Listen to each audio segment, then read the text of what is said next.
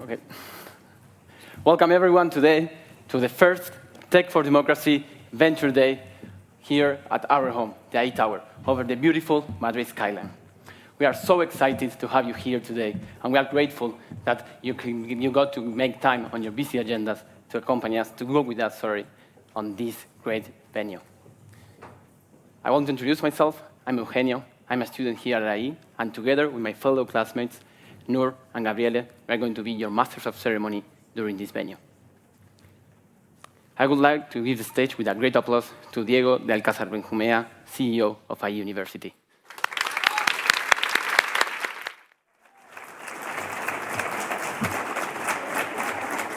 Thank you very much.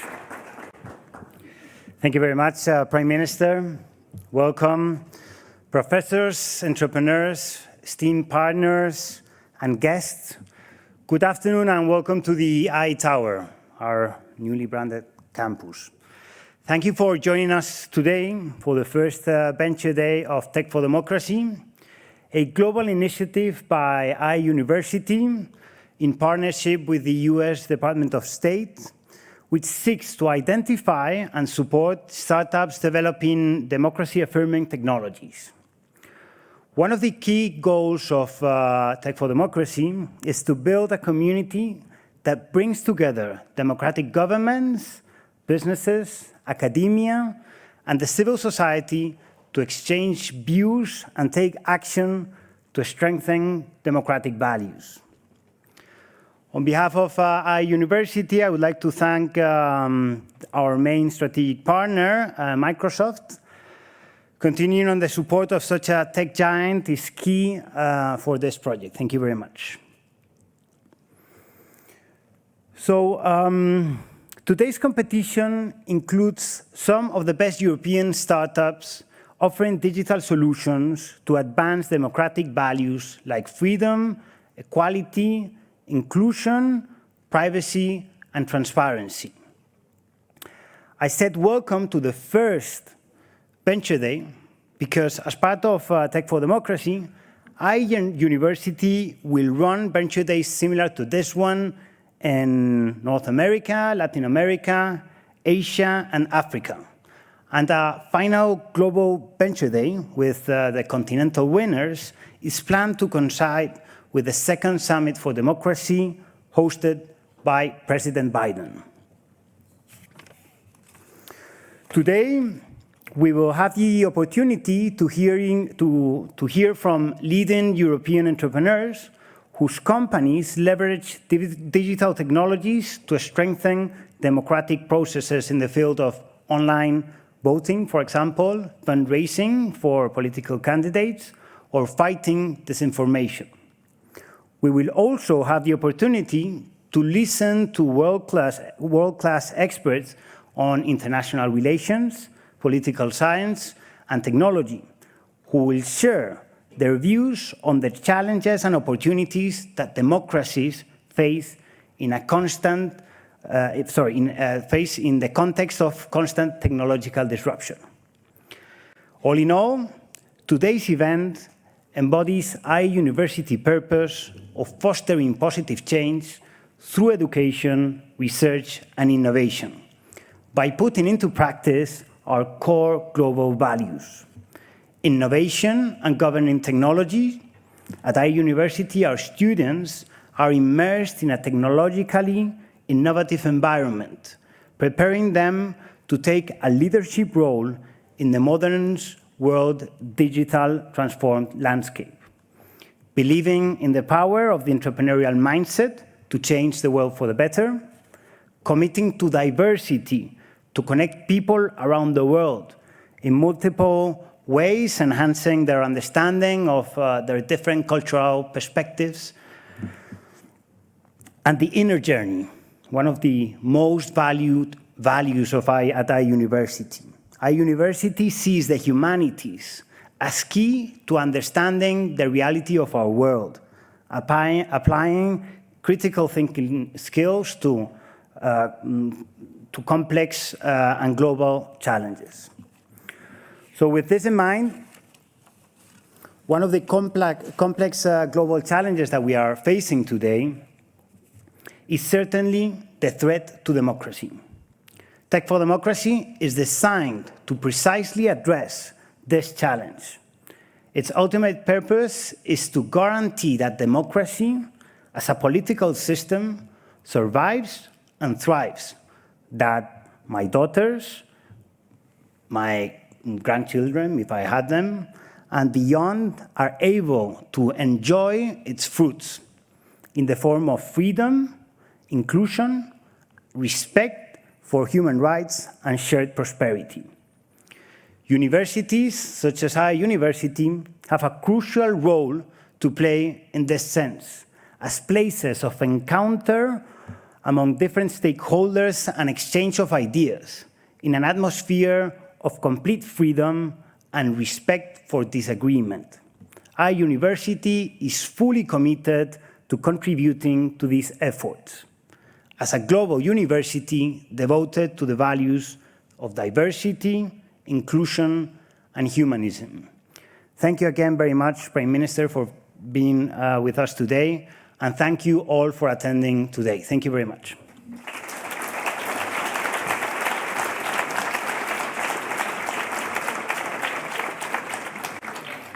Thank you for those opening remarks. Now, it is our pleasure to have here today with us online the Special Assistant to the US President and National Security Council, Senior Director for Democracy and Human Rights. Please, ladies and gentlemen, help me give a warm welcome to Rob Berschinski. Hi, everybody. It's great to be with you. My thanks to everyone at IE University involved in the Tech4Democracy initiative.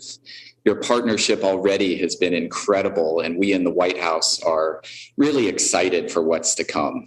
So on behalf of President Biden, who I know is in your beautiful city today, hello to everyone in Madrid and those also joining us online. As was just mentioned, my name is Rob Berschinski, and I'm the Special Assistant to President Biden and Senior Director for Democracy and Human Rights here at the White House National Security Council. And among other things, my team is responsible for the Summit for Democracy, which last December brought together over 100 world leaders, as well as activists, labor leaders, journalists, and other members of civil society, academia, and industry. And as President Biden underscored at the summit, and as we just heard, the defense of democracy is among the defining challenges of our time. No democracy is perfect, a fact that we know well in the United States, and constant work is necessary from all of us to strengthen our democratic institutions. That's why all the participants at the Summit for Democracy made concrete commitments on how we can collectively strengthen our democracies and push back against authoritarianism, fight corruption, and promote respect for human rights. And for our part, the US government committed to a series of actions we outlined in what we call the Presidential Initiative for Democratic Renewal. The initiative is broken into 5 pillars, each of which is essential to the functioning of transparent, accountable governance. And one of these, and the reason all of you are gathered there in the room and we're all gathered online today, is advancing technology for democracy.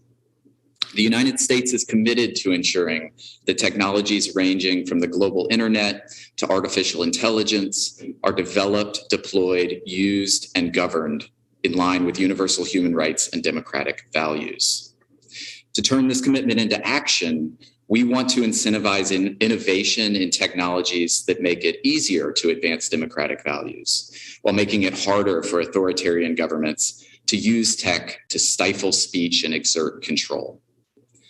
That's why we announced at the Summit for Democracy a series of international grand challenges on democracy-affirming technologies.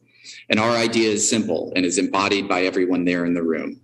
Bring together some of the world's best, most creative minds and unleash them on hard problems like how to fight disinformation or ensure the responsible design of AI, or how to make government data more accessible to citizens around the world. And as part of this Grand Challenge series, we couldn't have been more pleased that IE University raised its hand to work with us through our great team at the US Embassy in Madrid to launch the Tech4Democracy initiative. So this kickoff Venture Day is a really exciting one. When we look back on today, we hope and we expect that we can tell a story about how, by bringing together researchers, innovators, investors, and entrepreneurs, we meaningfully improve the ways in which democratic values are embedded in the technologies that so many of us around the world rely upon. Here's one word of caution. We know that technology isn't inherently democracy affirming or privacy enhancing. These functions have to be baked in from the point of conception. Technology has to be participatory and inclusive by design, and it has to be used in ways that advance civil liberties and civil rights. Yet we also know that the upside of this work is vast. Privacy-enhancing technologies can enable more collaboration across organizations and borders to help tackle shared challenges in fields as disparate as healthcare, fighting climate change, and contesting corruption, all while strengthening democracy rather than undermining it. Finally, it's important to highlight that developing technology for democracy requires engaging with people around the world to make sure that it is designed for and tested by those who will eventually use it and that it actually delivers. That's why it's so important for these venture days to take place around the world so that they can harness the thoughts, creativity, and entrepreneurship of all of us wherever we may live. And that's in part why we at the White House are so pleased that Her Excellency, New Zealand's Prime Minister Jacinda Ardern, is there with you and kicking off this first Venture Day. Last month, when Prime Minister Ardern and President Biden met in Washington, they discussed how technologies present opportunities to strengthen democracy, but they also highlighted the dangers of misuse. We in the United States are just really fortunate to have partners in this endeavor as strong as IE University and the government of New Zealand. So I'll close by saying that at the conclusion of the first Summit for Democracy, President Biden announced what he termed a year of action. That's a year of turning commitments and good intentions into reality. Here at the White House and across the US government, we're deep into that work now. And events like today's embody exactly the spirit of action in support of the values that we commonly hold dear. So thanks again for joining us in this incredibly important work.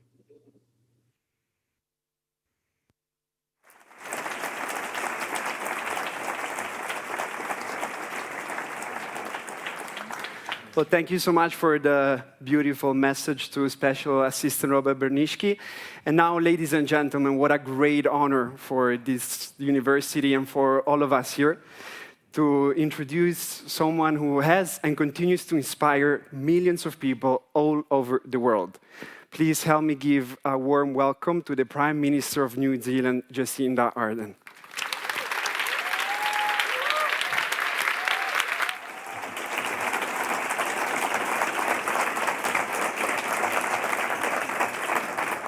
To Provost Muñiz, to the Chief Executive Alcázar, to the organisers here at IE, buenas tardes. Or as I would say usually in New Zealand, kia ora, but I understand here you're most likely to give me the time of day rather than to know that I'm actually greeting you in Māori. So kia ora koutou katoa, ngā mihi nui kia koutou. Welcome to you all and thank you for this opportunity. To colleagues from the State Department, from academia and civil society groups, to the distinguished guests, it is such a pleasure to be here at the Tech4Democracy conference today. This summit is squarely focused on the challenges of our modern world, but it would be remiss of me not to acknowledge one that is at the forefront of everyone's mind in this region right now. We are here on the eve of the NATO Leaders Summit, looking across at a major land war in Europe, an unjustified, illegal attempt to occupy another nation, and alongside that to upend the global order by force. Civilian populations are being subjected to terrible cruelty. Millions have been displaced. And I want to take a moment at the outset to recognise the Ukrainian people in the face of this aggression and to not lose sight of the appalling suffering inflicted upon them. The ramifications of this war are wide in breadth and depth. It represents a challenge to our rules-based order, a challenge to the notion of territorial sovereignty, a challenge, I would argue, to basic humanity. But it's also illustrative that there is nothing traditional about warfare in these times. A central issue here is, of course, a sovereign nation's democratic right to exist. But the war in Ukraine is being prosecuted not only by artillery, tanks, and missiles. It is also a war of information. And in that carries important lessons for us all in how we think about the use and abuse of technology, the challenges, but also the opportunities. The proliferation of publicly available information channels has changed the nature of conflict, just as it has changed the nature of media, business, and democracy. Our daily lives have a new town square and also a new battle space. It has been well understood for centuries that carefully crafted manipulation campaigns could be used to upend institutions and civil order. Europe sadly knows this better than most. But technology has now allowed that to reach a global scale where asymmetric information campaigns can be carried out across borders and geographical distances at very little cost with limited traceability. Beyond the reach of missiles and artillery shells, it is apparent a well-coordinated effort is underway to erode and ultimately to undermine the democracies that enable our citizens to express their collective will, the will to confront the presenting challenges of the age, from coronavirus to climate change to collective security. The vulnerabilities in our social fabric have become the attack surfaces for this effort, from economically and socially disempowered groups to those poorly served by education, health, and social services. Disinformation campaigns are often carefully designed to engender polarization and division. And I suspect if we're looking for some clear or rational reason why these efforts to disrupt the fabric of our society is being waged, we're unlikely to find it. Recent research, for instance, by Microsoft, found a sudden and pronounced spike in the consumption of Russian disinformation by New Zealanders, which increased by 30% relative to our neighbours in Australia or the United States in the period after December 2021. I cannot tell you why this is happening in my country, but I can tell you that it matters that it is. As leaders, it is probably natural that instinctively we seek to disrupt activity designed to change people's agency. We welcome debate and dialogue, but when that debate is being skewed, not by fact but fiction, we feel the need to react. But in doing so, we risk being framed as paternalistic, or worse still, anti-free speech, fulfilling the very worst conspiracy narratives. It's a vicious cycle. And that is part of the reason that we are here. There is no ready-made toolbox to address corrosive disinformation networks. Traditional doctrines of warfare are probably not the logical starting point in this context. This isn't about winning one decisive victory on the information battlefield, nor is it about the full spectrum dominance of the information space. Our real duty is to nurture a thriving and effective democratic system that protects human rights and provides for people's long-term well-being. It's about realising our shared values through political engagement and through positive and constructed use of the technologies that can serve us all for good or ill. And it's also about our collective resilience to a problem that is not going away. There are many, not just elected officials, but people working at all levels and across all sectors of society, building inclusive institutions and economies and contributing to open and transparent government. Social entrepreneurs and business people, teachers, health workers, volunteers. Strong democracies and open societies mobilise everyone in the defence of their values. Technology has a role to play, not just as a threat vector for information warfare, it is a vital enabler of our long-term well-being, a source of hope for future generations aspiring to a more sustainable future, and an integral part of our social fabric. We can't just sit back and hope for the right outcomes to emerge, nor can we simply regulate these issues away. We need values-based, multi-stakeholder responses that draw fully on the knowledge and capabilities of affected communities, of civil society, of the technology sector. All these communities have a massive stake in the defence of liberal democracy, open societies, and respect for human rights. And all of these communities have a similarly key role to play in building resilience to targeted efforts to undermine these through disinformation campaigns and abuses of the online environment.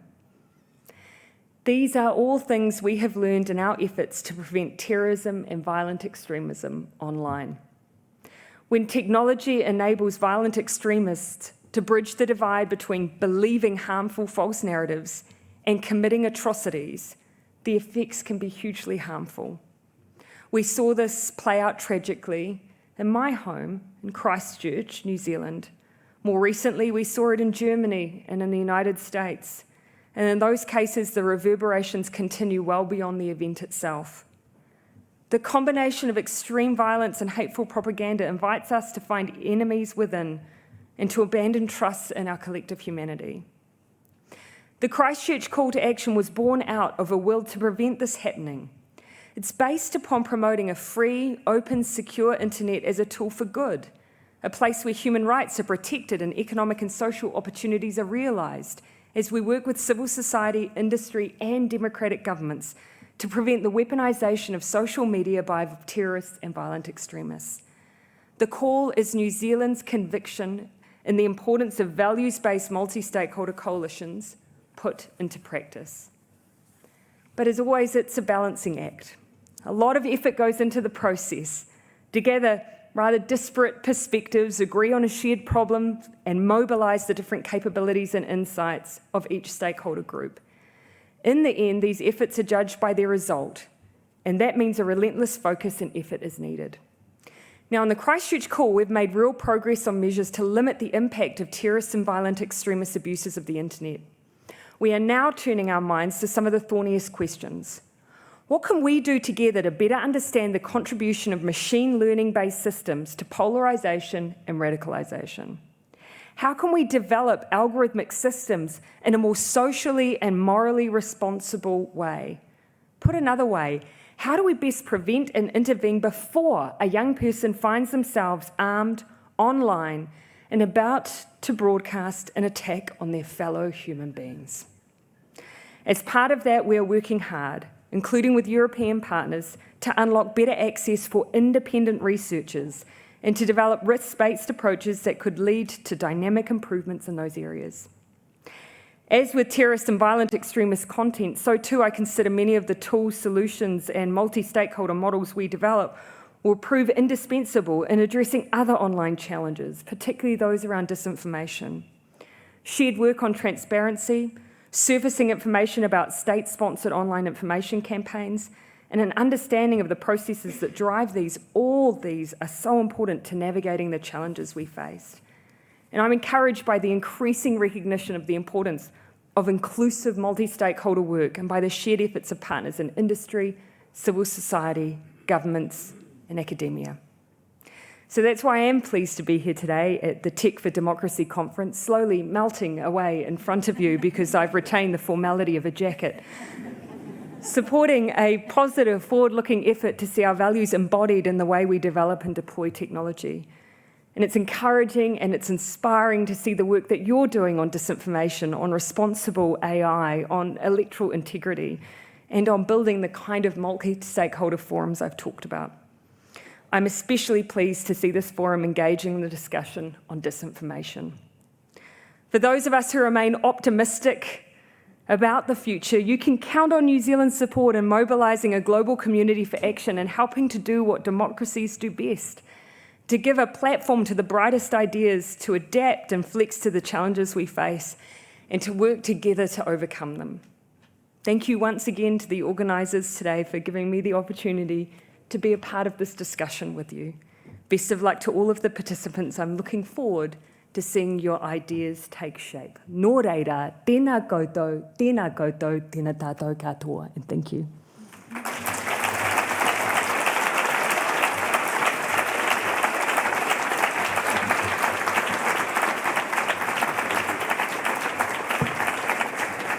Thank you, everybody. The PM has agreed to take a few questions from the audience, so we have a mic that we can circulate. So if anybody has any question, this would be the right time. We have time for just a couple questions. So the deal is I'll take questions if I'm allowed to take my jacket off at this point. So that's a...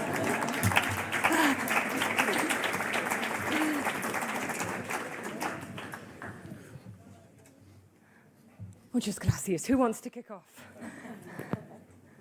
And don't feel like you need to stick to just what is on the agenda today. I'm happy to talk about any topic. You should see when I say that in schools in New Zealand, the principals and teachers always completely panic over what might come from the audience. Okay, so I'll moderate, shall I? And just...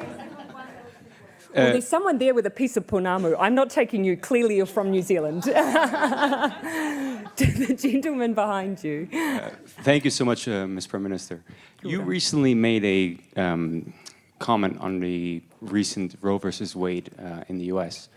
What role do you think New Zealand plays on the world level, since it's not your first time, you've also made other statements towards other things happening in the world. So what role does New Zealand, for the future, do you think, make on the political playing field? Thank you for the question. You may have seen the comments I made online. That was me externalizing what I felt on the inside, not all of which I felt I could freely express. Because this is very emotive, this debate, and for women it's particularly difficult to watch.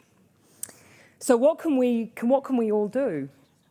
You know, one of the principles of foreign policy, at least one that is strongly held in New Zealand, is that you don't comment on the domestic politics of other nations. Abortion policy is not the domestic politics of another nation. It is a basic human right for women.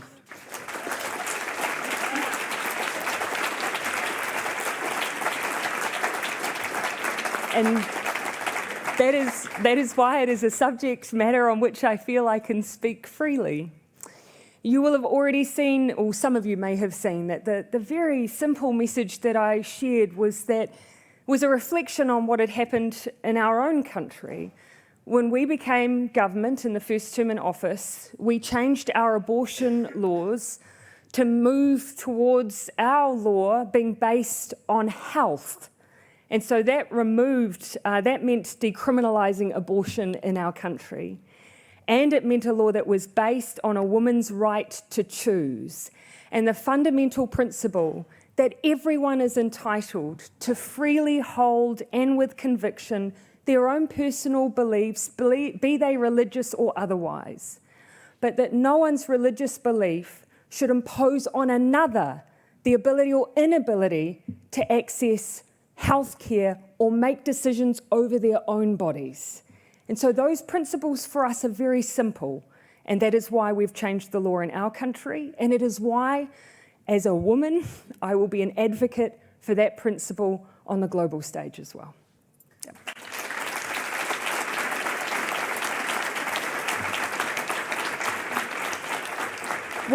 What can we do? What can we all do? Be good humans and just advocate for the same.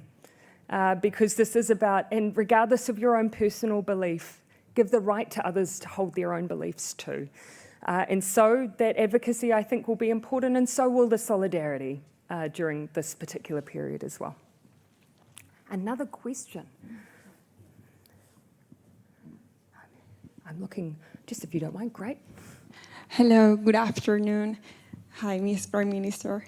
My question is about what do you think would be the most feasible achievement during the NATO summit?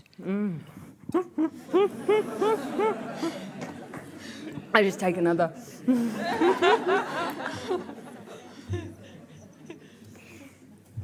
I have to here say that, of course, New Zealand is not a member. Obviously, it's in the name. We're not a member of NATO. We have since 2012 been a partner of NATO. And what does that mean? Well, it just means particular international efforts. There have been times when New Zealand has determined that it's in our own foreign policy interests and in keeping with our own values to engage and work alongside NATO. So the last time a Prime Minister participated in a NATO summit was when there was discussion around the collaborative efforts in Afghanistan. And now on this occasion, it's because of the collaborative efforts in Ukraine. The war in Ukraine is at great distance, obviously, from New Zealand at the other side of the world. But we are a small island nation embedded within the Pacific, where our view is that when the international rules-based order is at threat, when those norms that we rely on are at threat, that is a threat to all of us, including New Zealand. And so that was why it was so important for us to demonstrate our solidarity with the people of Ukraine, but also the region as well. Now, our second really important foreign policy principle is multilateralism. So New Zealand has no autonomous sanctions regime. We rely on the United Nations to lead out on those sets of actions. But when Russia used its position in the Security Council to block any such ability, we, for the first time in our history, created an autonomous sanctions regime so we could act on our own. We have sent a C-130 into Europe to move humanitarian aid around the area. Our army is currently in the UK training Ukrainian troops in light artillery that we have experience in. We have contributed humanitarian aid, lethal and non-lethal aid, and we have a special visa that also allows members of our Ukrainian community to bring in their family. Now, it might surprise people that a country in the bottom of the Pacific is going to such efforts, but that is because of what this war represents for everyone. And so what will be the outcome of the NATO summit? I will leave that to the NATO members and leaders to articulate. But my hope is that the outcome will not be further escalation on one particular area, and that is the proliferation of nuclear weapons.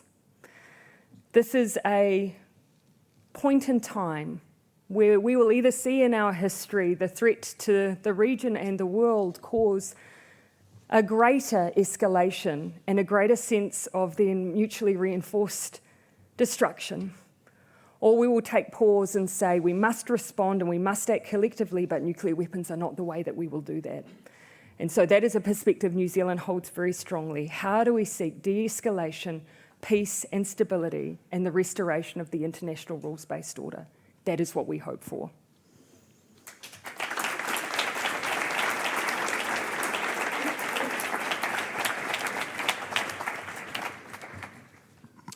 Thanks very much. You were, I think, rightly praised. You have a little mic on. That means you're important. I'm double mic'd. Yes, I must be important. I think you were rightly praised for your response to the Christchurch atrocity. And I think a lot of leaders around the world are asking themselves these days, how do we deal with polarization, with division, with cycles of grievance? What's your advice to them? I would say that New Zealand is not immune to that polarisation.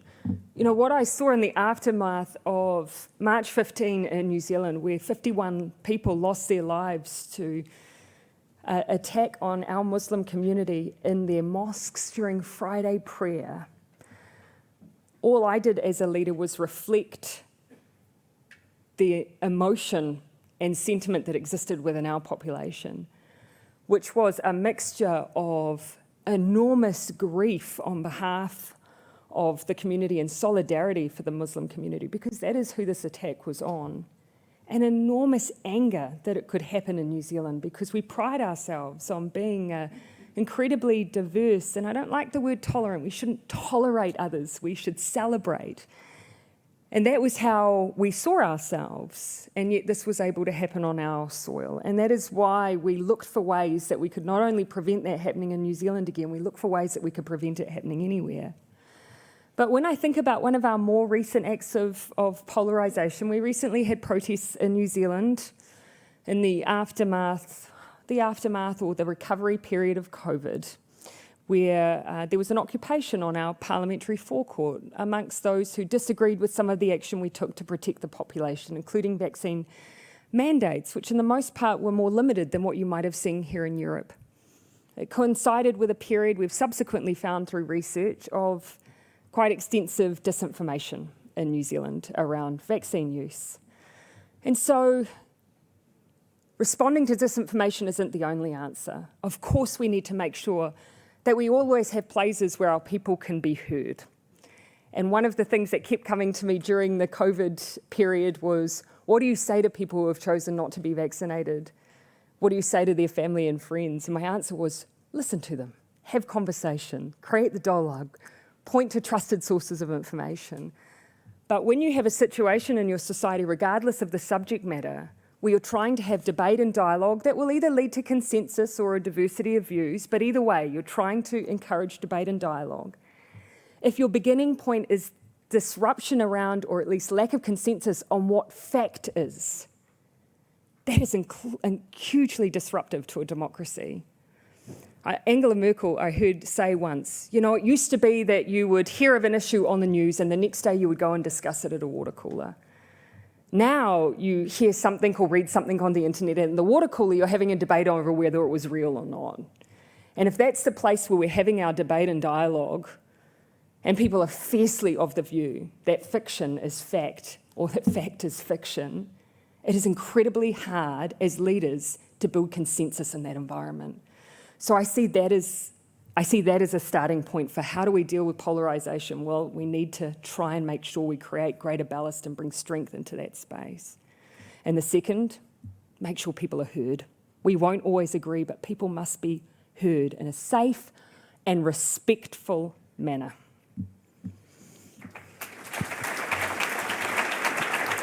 I've been told that we have time for one final question. I leave the choice to the PM because there's lots of hands. I feel very bad for silencing this corner of the room, so perhaps your friend next to you may like to ask a question.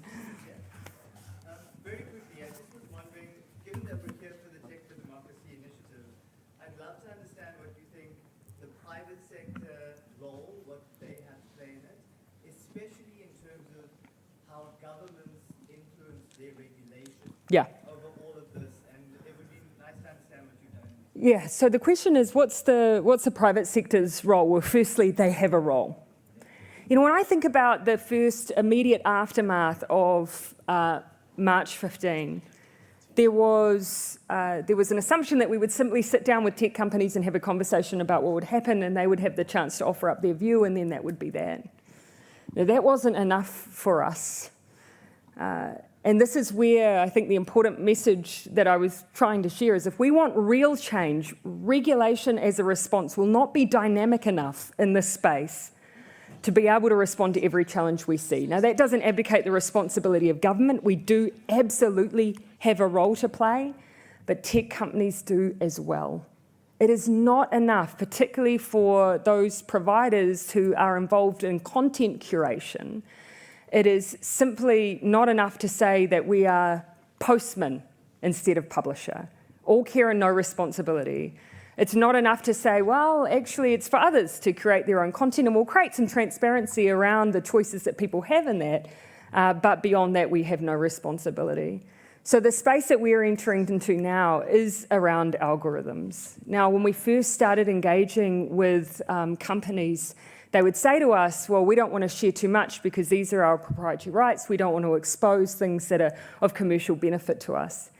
Now we're having the conversation around, well, actually, we've got a piece of research that tells you a little bit around some of our algorithmic outcomes, but in all honesty, we can't tell you how that's occurring. So transparency is key. Open conversations around what responsible algorithmic outcomes and use looks like. This is part of the debate that we have to be having, and we cannot do it without the tech companies at the table. It is critical.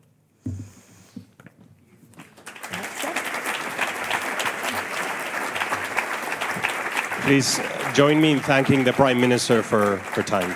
Thank you so much.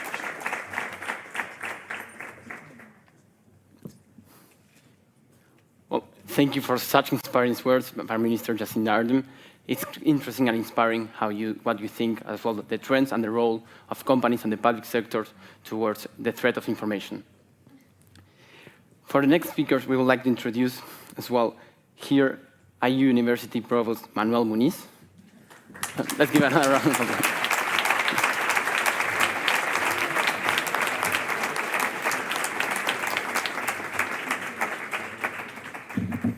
I'm going to assume that the clapping was for me, so thank you everybody for that. I've never been welcomed so warmly. In the meantime, anyway, stay put. We have a lot of things coming soon. Great things, great startups, awesome teams related to the main topics that either Prime Minister was mentioning, as well the same ones that the guest speakers are going to mention. And I also would like to introduce online Professor Emerita of Politics and International Affairs at Princeton University and CEO of New America, Anne-Marie Slaughter. Welcome here to IE.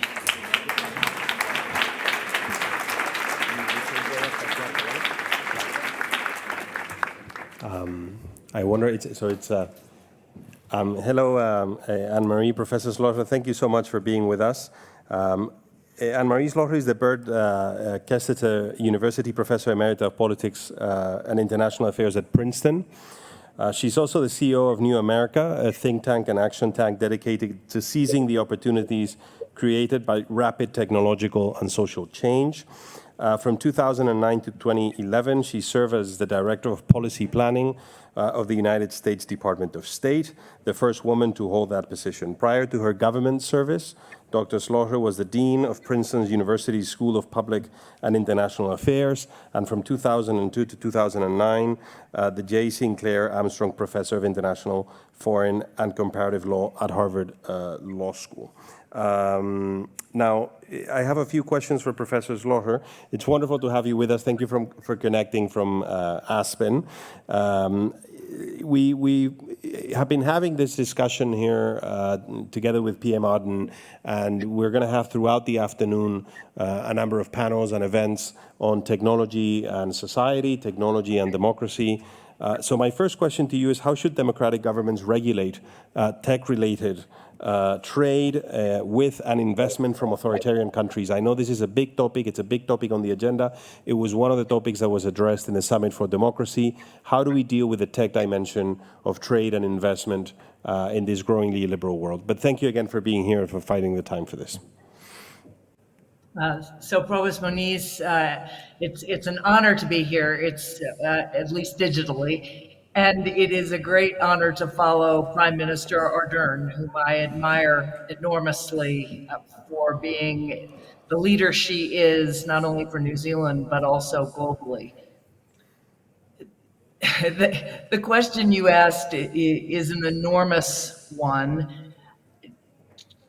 To me, the challenge is to balance traditional international relations, which sees the world in terms of states and sees Russia invading Ukraine and upending the rules-based order, violating the sovereignty of another state. That is a traditional attack that needs to be responded to with sanctions. And from that point of view, you want to isolate and punish Russia as much as you possibly can to try to push them back, to encourage them to come to the negotiating table. And we could have that debate about how we, in general, regulate trade with governments that are doing things that we don't like. At the same time, and digitally, this is particularly important, we're also talking about the Russian people. We're talking about the Ukrainian people. We are talking about the people who globally who need to engage with their Russian counterparts, or maybe their Chinese counterparts. And the more we regulate trade on digital products with authoritarian governments, we're punishing the country, but we're also cutting the people off from the very open, secure, interoperable internet that Prime Minister Ardern was talking about. So the balance needs to be struck between how do you maintain the digital technologies that support the people, dissident groups, but also simply people who need medical information, who need trade to advance their perfectly worthy businesses.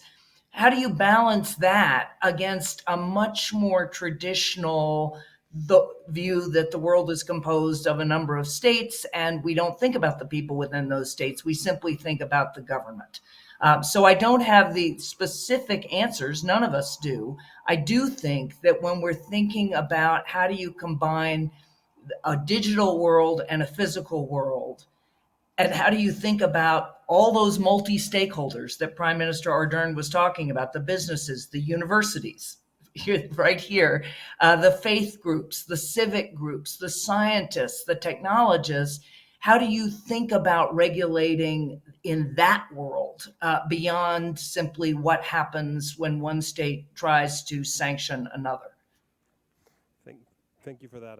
And that is indeed a very complicated debate. I think it's sort of revolving around the dual-use technology concept, but what constitutes dual-use technology so that we can address it through that lens or not is, I think, something that is evolving. I have a question for you on another very important topic linked to technology. So over the past few years, we have learned that privacy, or who has access to your data and can exploit your data, has enormous implications for your freedom, for your liberty, and as our knowledge of neuroscience and behavioral sciences evolves, knowing how someone behaves and being able to shape how someone behaves are coming much, much closer. Now, on the one hand, we have this idea of the surveillance capitalism model with corporations being all-knowing and shaping our behavior as consumers, and then the surveillance state on the other side, the states being able to manipulate and shape how we behave. But all of this seems to pivot around the notion of privacy and data ownership. Who owns it, who exploits it, has become a much, much broader piece in a very important edifice of rights and freedoms. So the question is, how do you think we should regulate, or in which direction do you think they should move privacy online and the ownership and exploitation of personal data? Thank you. That is such a critical question. And I would actually begin with the business models of the biggest tech companies. And here again, we are talking about 5 to 8 companies worldwide, Chinese and American. And among those, though, there's a difference between what you might think of as ad tech, meaning those technology companies that provide free services in return for harvesting the data of the users and selling that to advertisers. Right? It is a business model. It's exactly surveillance capitalism, as Shoshana Zuboff described, that where data is the source of value. It's complicated because many people benefit from those free services. Right? We shouldn't forget that. I cannot actually imagine what my life would be without access to global search or the ability to connect to others who have similar interests that I do. And again, I invite you to just think about the ability, say, of Facebook users or Facebook, it's not Meta users, Facebook users, who have a disease and need to find a medical support group or a support group for almost anything. Or indeed e-commerce, which isn't simply valuable and useful and convenient, it also enables lots of entrepreneurs to create businesses that they could not otherwise create. So again, there's a balance there. We want to think about how do you preserve and indeed increase and make far more inclusive all those services, and yet at the same time prevent the use of that data in ways that enrich some at the expense of others, contributing to wealth inequalities enormously, and then also put the most vulnerable at risk, allowing advertisers to target them, allowing politicians to sow disinformation. So the way I think we need to regulate this is actually to start with a framework of global human rights. This is the digital world, just like the physical world, must begin from the starting point of international human rights adapted to the digital space. This is a key pillar of technology that encourages democracy, but even beyond democracy, it's really about basic human rights. And as Prime Minister Ardern said, our shared well-being. It's not just rights, it's also prosperity, inclusion, and well-being. From that starting point, you say, okay, then what are permissible uses of data? It may be that it's very important to collect data for medical purposes or for credit rating purposes, but that data then cannot be sold or sold for purposes that are harmful or violate global human rights. So that's the place we have to start, and that is not where we typically start. We start with big tech, tech companies generally, what they're doing now, and then how do we tweak that to enhance privacy or security, instead of thinking really what are the underlying business models that advance our human rights and values versus those that violate them. Thank you so much. This point about building digital rights on top of human rights, understanding them as part of the same conversation, was very much present in the discussion here in Spain a couple of years ago. And there was this idea that we should build a universal bill of digital rights, that this is significant enough now to deserve some type of codification of regulation, perhaps within the UN. But this leads me to my next question, and it's a double question. So the first is, as an IR scholar, you know that there's been a very long discussion now about the collapse of the international liberal order, about the rise of illiberalism in the world and of illiberal powers around the world, and how this is in fact leading to a shift, a change in the international architecture, in the international order. What's the technological underbelly to this discussion? I mean, do you think there are strong connections between the rise of illiberalism and the deployment of some of these emerging technologies by these regimes on monitoring, on surveillance, on repression of minorities and dissent? And the second part of this question, so do you buy this argument of the splitting world, this collision of systems and of values and norms? And the second question is, if the answer to the first is yes, how do we tackle this? How do we tackle the rise of digital authoritarianism? What are the implications? What can democracies do in this collision of systems? So I'll start by just commending, indeed, Spain for being a leader in this area. I mean, you have a Charter of Digital Rights. The United States does not. I think that engaging people to come together around digital rights, growing out of the human rights that our constitutions enshrine for our citizens in democracy, so that it's not a completely separate thing. It's not digital rights over here and physical human rights over here. We have a huge body of human rights law. It's one of the great achievements of the rules-based liberal order, and it's not a Western achievement. The Universal Declaration of Human Rights brought together people from every culture. So building on that foundation and then adapting those rights to a Charter of Digital Rights and engaging the people in what those rights should be, I do think is essential. I think we should be thinking about this nationally and globally, absolutely. And indeed, I think the Secretary General, with our common agenda, the report he put forward last year, if you look at that, you will see a real focus on digital cooperation, on digital rights, and indeed in thinking about those rights and what can be provided digitally as global public goods. So I do think that's a very important endeavor that all of us have to engage in, and the people who have to be shaping those charters must be all of us. It must be as inclusive as possible. It cannot be the more traditional, men, white men, northern men who have been most engaged. To your question specifically, absolutely, I think technology is a deeply divisive force.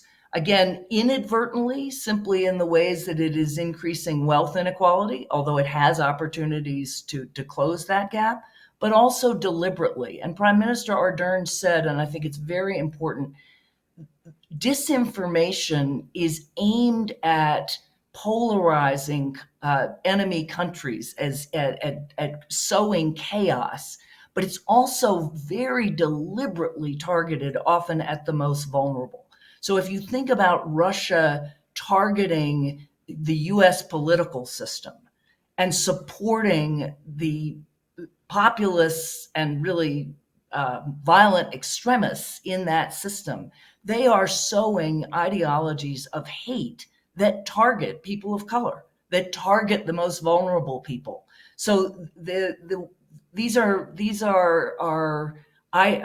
wars of disinformation or attacks of disinformation that are very deliberately designed to divide along lines of race or color or ethnicity. Again, if you think about the role in Burma with the Rohingya and many other countries, and so we have to tackle it, thinking about, again, wait a minute, yes, we believe in free speech, but we don't believe in free speech that suppresses the speech of others, right? We believe in everyone's free speech. And how do we craft those policies then that maximize the ability of everyone to participate in the information space? And from there, and again, using the frameworks of rights we've long developed, then we go ahead and craft a global frame that different nations then apply. I feel very tempted to ask you something on our capacity of our state and diplomatic capacity to address these issues. You headed policy planning in the U.S. In a very critical period. The U.S., the State Department has now developed a cyber and tech diplomacy unit. They're working on this. Transatlantically, we have the Trade and Technology Council, which seems to be evolving to be the forum where these things are discussed. As a foreign policy expert and as a practitioner as well yourself, do you see this high enough on the agenda? Do you think that governments now understand that the regulation of emerging technologies, that tech diplomacy, not digital diplomacy, not having our ambassadors use Twitter, but actually the substance, the substance of governing tech being an integral part of the way that we construct and conduct our foreign policy. Do you think you're there, or are we still lacking human capital, knowledge, and capacity, or are we getting there? So I'll answer you in two ways. One, absolutely, we do not have enough technological human capital or human capital versed in technology. And this is why it's so important that this summit is being held at your university. New America has done a great deal of work to establish the field of public interest technology akin to what in the United States we call public interest law, so that any great law school tells aspiring lawyers you can make a career as a private sector lawyer, or you can work in the government or in civil society to advance the public interest through law. And we need the same thing in technology. And we need people who grow up thinking, I want to be a software engineer or a designer or a project manager, or all the different kinds of jobs the tech sector has. But I want to do that not in Silicon Valley or in any part of the world where it's in the private sector. I want to do that in government. I want to do that in universities. I want to do that for civic groups around the world. And it's particularly important that all those people reflect the populations of their countries. So in the United States, if you look at the number of African American technologists or Hispanic technologists, it's far lower than white men or certain other populations. So we need a much more human capital who are really conversant with how you use technology, and we need those people in the State Department. But the second point is it does need to be higher on the government agenda. If I were back in policy planning today, I would say the Trade and Technology Council between the EU and the US is indispensable. Honestly, the single most important thing the United States can do to advance democracy digitally is to work with the European Union to agree on common digital standards. Because if the European Union and the United States, and I'll include Britain and other non-EU Europeans, but those democracies, along with our allies elsewhere in the world, but if you start there, if we agree on common digital standards, that's an incredibly powerful bloc. That is still by far the largest economy in the world. Now, what's blocking us? American tech companies, European tech companies, the domestic politics on both sides is very hard. We need to do that to start with and raise that in our priorities. But also, and again, this clunky word of multi-stakeholder politics, as Prime Minister Ardern put it, that's a way of saying, look, these issues are simply too important to leave to governments. New America talks about people and planet-centered politics, and there's a lot in the United Nations now thinking about how do we engage universities, the CEOs of many different companies, the civil society. How do we bring all of those groups together, those actors together with governments, just as we did in the Paris Agreement on climate, to come to an understanding around digital rights and responsibilities and the digital world we want to see. Thank you so much. Let me ask you a final question, because we've already gone slightly over time, and I want to be very respectful of the schedule and of your time. But some of us know very well the work that the New America is doing, and you sit right at the intersection of these issues. But could you give us an example of something that New America is doing to encourage the development and the deployment of democracy-affirming technologies, which is the core issue that we're addressing here today and in our partnership with the State Department? Yes, well, I will. I could talk for a long time, but I will be mindful of all of our time. So we come at these issues, we come at democracy and technology from many different perspectives. One, as I said, is the Public Interest Technology University Network, where we really work to educate the young people who will be the technologists of the future, to ensure that they are thinking about the development and deployment of technology in an inclusive, rights-regarding, democratic way. Because technology is a tool. To make it democracy-affirming depends on the people who are actually developing and deploying it. But equally, we work openly on privacy and technology issues on a values-based set of policies. But we also rank the world's telecommunications and technology companies according to how well they do respect digital rights. So we rank Microsoft, we rank Google, we rank Amazon, but we also rank Chinese companies and telecommunications companies. That's, again, very important, and it's something for everyone in the audience. It's up to all of us to hold both companies and governments accountable. This is not something just for specialists. We have an understanding of human rights and the drivers of well-being. We can look at how well our governments are advancing those rights and those policies, and we can look at individual companies and do the same thing. So I'm thrilled to be part of this summit. I'm thrilled that this summit is happening, and I hope that you all have a fabulous day. Thank you. If you could join me in thanking Professor Slaughter. Thank you.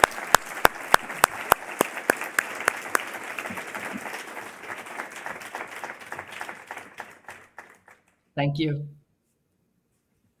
Thank you so much, Professor Slaughter, and thank you, Provost Muñiz. How enriching to listen to these experts, Professor Slaughter, Prime Minister Jacinda Ardern. Let me introduce myself. My name is Alex Roche. I'm the Associate Director of the Center for the Governance of Change. And let me tell you, after months in which my team and I have been working to put together this event, it's fantastic to see this room packed. Thank you all so much for coming. Next, we're going to start with the startup competition. So before we jump into that, let me give you a little bit of context about how this competition came about. So this Venture Day today covers the whole European continent. So we received dozens and dozens of applications from European startups and scale-ups developing democracy-affirming technologies. And a couple of weeks ago, we held a semifinal with 12 startups, out of which 6 were selected to pitch today, and you'll be hearing from them in a minute. So we have startups that use crowd intelligence to identify potential crises. We have startups that identify disinformation, startups that are putting together solutions to bring together governments and citizens, startups that are developing online voting systems. So we'll be listening to them in a moment. And before we move on to that, I would just like to introduce our distinguished jury. So today we have with us as president of the jury, Juan José Güemes, who is the vice president of economic affairs and finance at IE University. Anik Janssens, who is director of the IE Venture Lab and IE Venture Network. Carlos Luca de Tena, the executive director of the Center for the Governance of Change at IE University. Rocío Suances, a startup ecosystem specialist at the IE Public Tech Lab. And Sofia Silva, GovTech project lead at the Public Tech Lab. So thank you all so much. And without further ado, Gabriele will introduce the first competing startup. Thank you.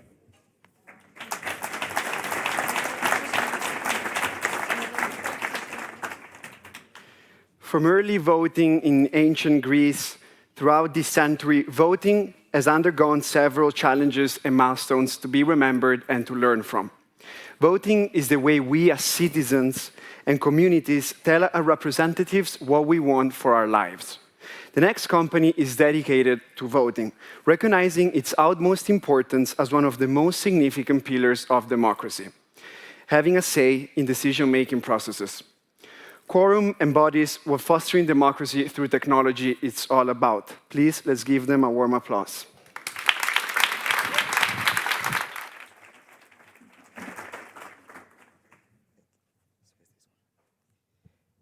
Hello, everyone. My name is Matthias, and I am co-founder and CEO of Quorum. Quorum is a solution for legal and secure online voting. This is my father. He was born in Equatorial Guinea, a small paradise at the west coast of Africa. Also a rich country with a big reserve of oil. So why would anyone want to leave a country like this? Because there's no democracy. And like Lyndon B. Johnson said, a person without a vote is a person without protection. But voting is not only essential for national elections, it's also very important for corporations and private organizations. Shareholder meetings, union elections, general assemblies of sport clubs and associations. Those are events that are expensive to organize and very inconvenient for the voters. So what's the solution? A software service to build an online voting platform in less than a minute. We verify the identity of the voters with a double-factor authentication, and we use blockchain to guarantee the integrity of the data. What's the business model? Our clients pay a yearly fee depending on the number of voters and the level of warranties that they require. And how is the business going? Last year, we had a 70% in growth, and this year, we're going to reach almost 400,000 euros in revenues with customers like Oracle, Fujitsu, Danone, or Football Club Barcelona. But what makes us different from the rest? At Quorum, we believe that the right to vote online should be universal. And therefore, as compared to our competitors that can be classified between low-cost products or high-end services, we cover the full range of customers, from freemium to premium. The market. In Spain, we identify 4 verticals, and we are currently leaders for union elections. And we are expanding to general assemblies and landlord councils. But what happens globally? Where before the pandemic, we saw that there was a trend towards focusing in the public sector. We had big elephants like Telefónica or Indra dominating the market. But after the pandemic, we've seen small players starting to appear in the private sector as a response to the new opportunity. So in 5 to 10 years' time, we will have the perfect scenario for mergers and acquisitions in this space.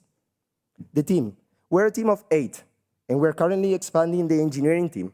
As for the founders, Iñaki, our CTO, has more than 15 years of experience leading web development teams in projects like entradas.com. Chema, he's a serial entrepreneur, and he also owns a Michelin-star restaurant. And myself, I am an engineer, but I've always been involved in social issues, to the point that this year, the Department of State of the United States invited me to the IBLP program, a premium scholarship for foreign social leaders. Our team is so devoted to our purpose that in 2020, the United Nations Global Compact recognized our contribution to SDGs. But the best news is we're a profitable business. We already reached break-even, so we don't need investment to survive. But we know with investment, we can grow faster. How do we know that? Because our lifetime value is 10 times higher our customer acquisition cost. Therefore, we're looking for $500,000 that we'll dedicate mainly to marketing and sales, and we already cover $300,000 with public funding and grants. At Quorum, we believe that democracy should be accessible to anybody from anywhere at any time. So if you share these values, now is the time to join us.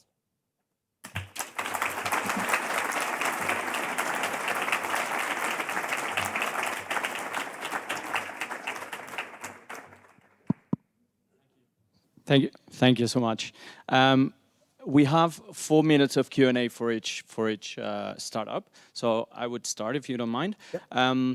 What would you say to these people who argue that online voting is unsafe and at risk of cyber attacks or any other of attacks? Very, very key question.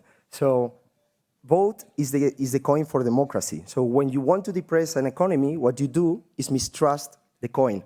So when you distrust the way you vote, you are trying to depress the democracy. And we've seen that with many leaders that are not so democratic. So any kind of vote is hackable, even offline vote is hackable. And what we've seen in the trend in technology is that traceability and security are becoming increasingly higher than in post-vote. Not offline vote, but per post-vote. So, for example, we have Estonia. This is the first country where a presidential election is held with online voting. By the way, the startup who is carrying out the online identification is one of the 10 unicorns in Estonia. I was visiting that country 1 month ago. So we've seen that now everybody is beginning to trust because security is higher, but still there's the need for more examples of online voting in the private sector. Therefore, we are doing that now. We want to become the leader in the market of the private sector for online voting. So in 10 to 20 years, when laws begin to change, we will be there and we will be able to also offer service in the public service, in the public space. But we are convinced that this is the future. We will substitute per post voting. Thank you, Matthias. So you've mentioned the great opportunity that the public sector represents to you. And I know it's going to take a little time before you can implement a lot of your solution in this public sector. Yeah. But do you have any public sector clients at the moment? Have you participated in any open innovation programs already? And are you positioned in the GovTech ecosystem? Yeah.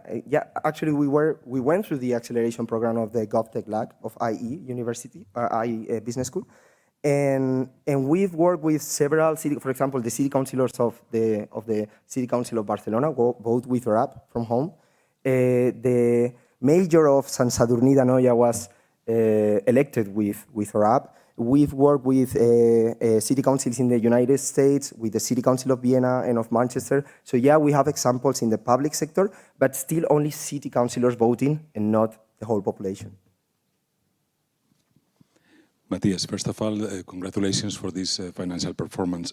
Let me come back to Carlos' question. I mean, the fact that fraud might be committed in any kind of elections, offline, online, doesn't prevent you from guaranteeing the identity and the value of every vote, precisely because how important it is, especially in elections with legal value. So if you can explain a little bit more how you guarantee the identity of the voters, how do you guarantee the traceability of every vote, preserving obviously the secret of the votation, and how open are you to auditing from third parties? And let me ask you one more question. Have you ever had a controversy on the results of any votation?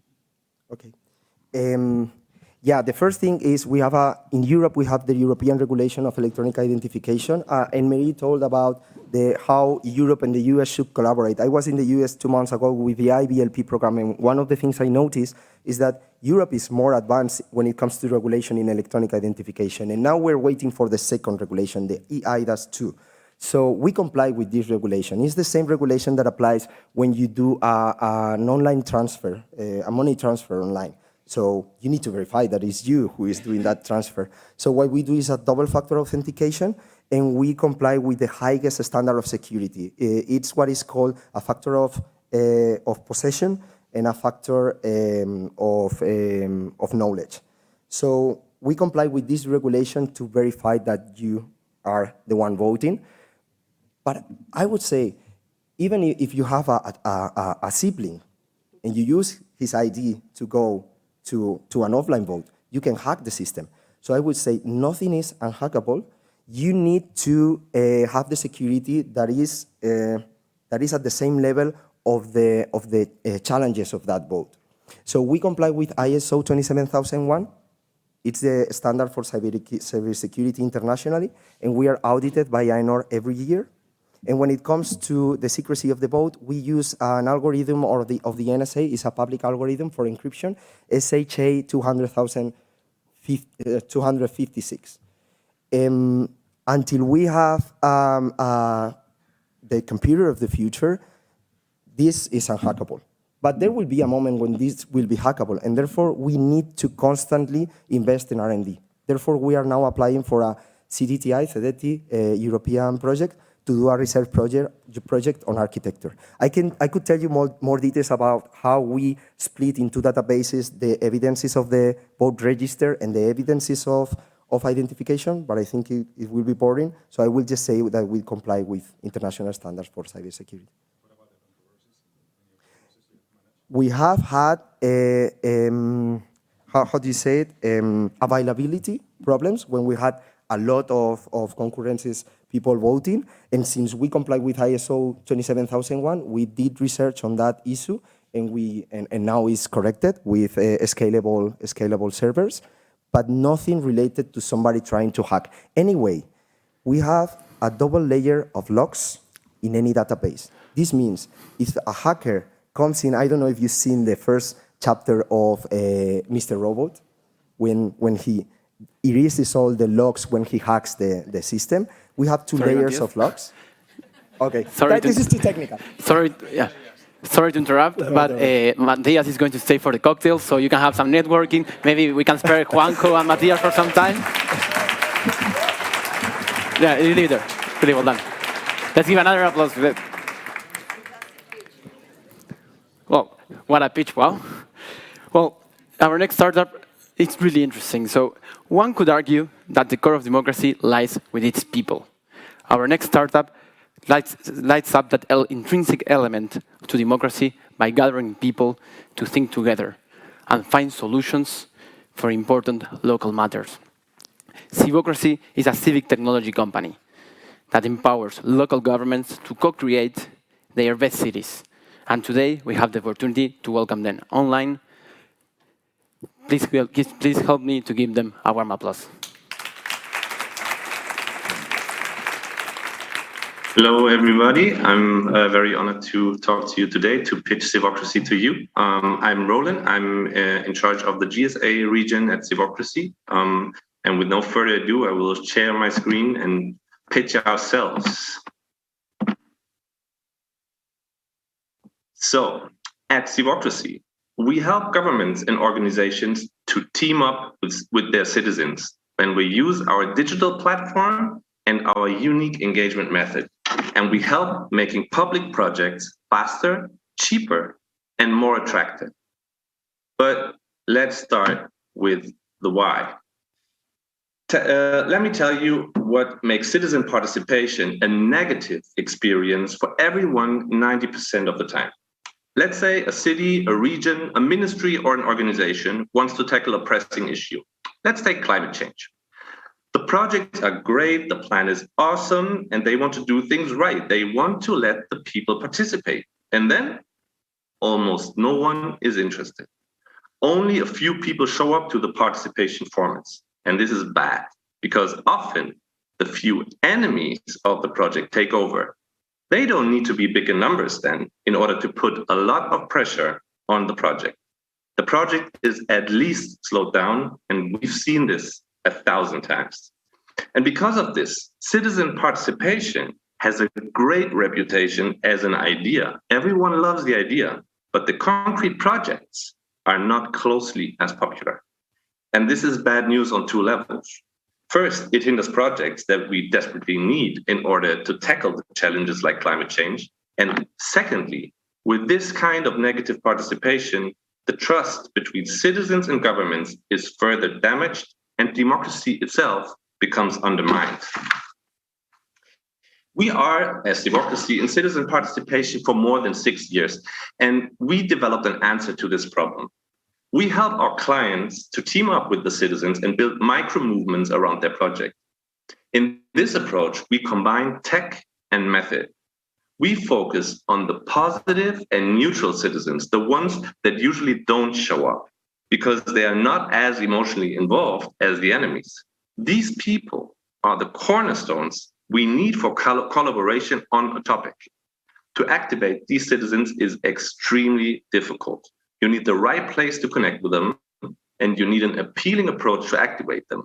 We offer both, the place and the approach. The place that we offer is our digital civocracy platform that is used by our clients to build their micro movement. The platform is designed for community building around public projects. It provides a variety of modules for communication and participation, from very fun and light, easy ones like quick polling or quizzing, to in-depth like discussion or ideation. And on the platform, the citizens are always incentivized to share the content and to follow the project in order to build a community that is living and self-reproducing. But the platform does not only give options to our clients, it also guides them. We make sure that the content is always citizen-centered, not project-centered. That is why, for example, at certain points, we integrated a character limitation when it comes to descriptional content to avoid the usual death by information and to keep it snappy and short for the citizens. The platform is a very powerful tool to engage citizens around public projects. However, tech is always just a tool. So if you don't use it right, it won't amount for anything. That is why we also help our clients to build a process that engages the citizens that are not the enemies of the project. This starts with the communication. The goal is to bring as many new people on the platform, especially the ones who are friendly towards the project.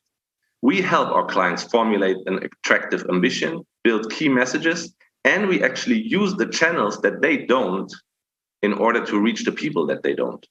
Just to name one, we work a lot with micro-targeted digital paid marketing via Facebook, Instagram, and even TikTok to get the people. When we were successful bringing people to the platform, we need to find an appealing way to make them join the community. And the typical participation processes that you all know don't work with citizens who are not already engaged. So here we help again build participation that works. And our mantra in this field is make it short, make it easy, and make it fun. Build an easy access with one-question surveys, with fun votings, using quizzes, by putting the community and the people in the spotlight. We know how to combine fun with participation, and we help our clients do that. And who are these clients that I'm talking about? It's mostly local government in various European countries, cities, departments, regions.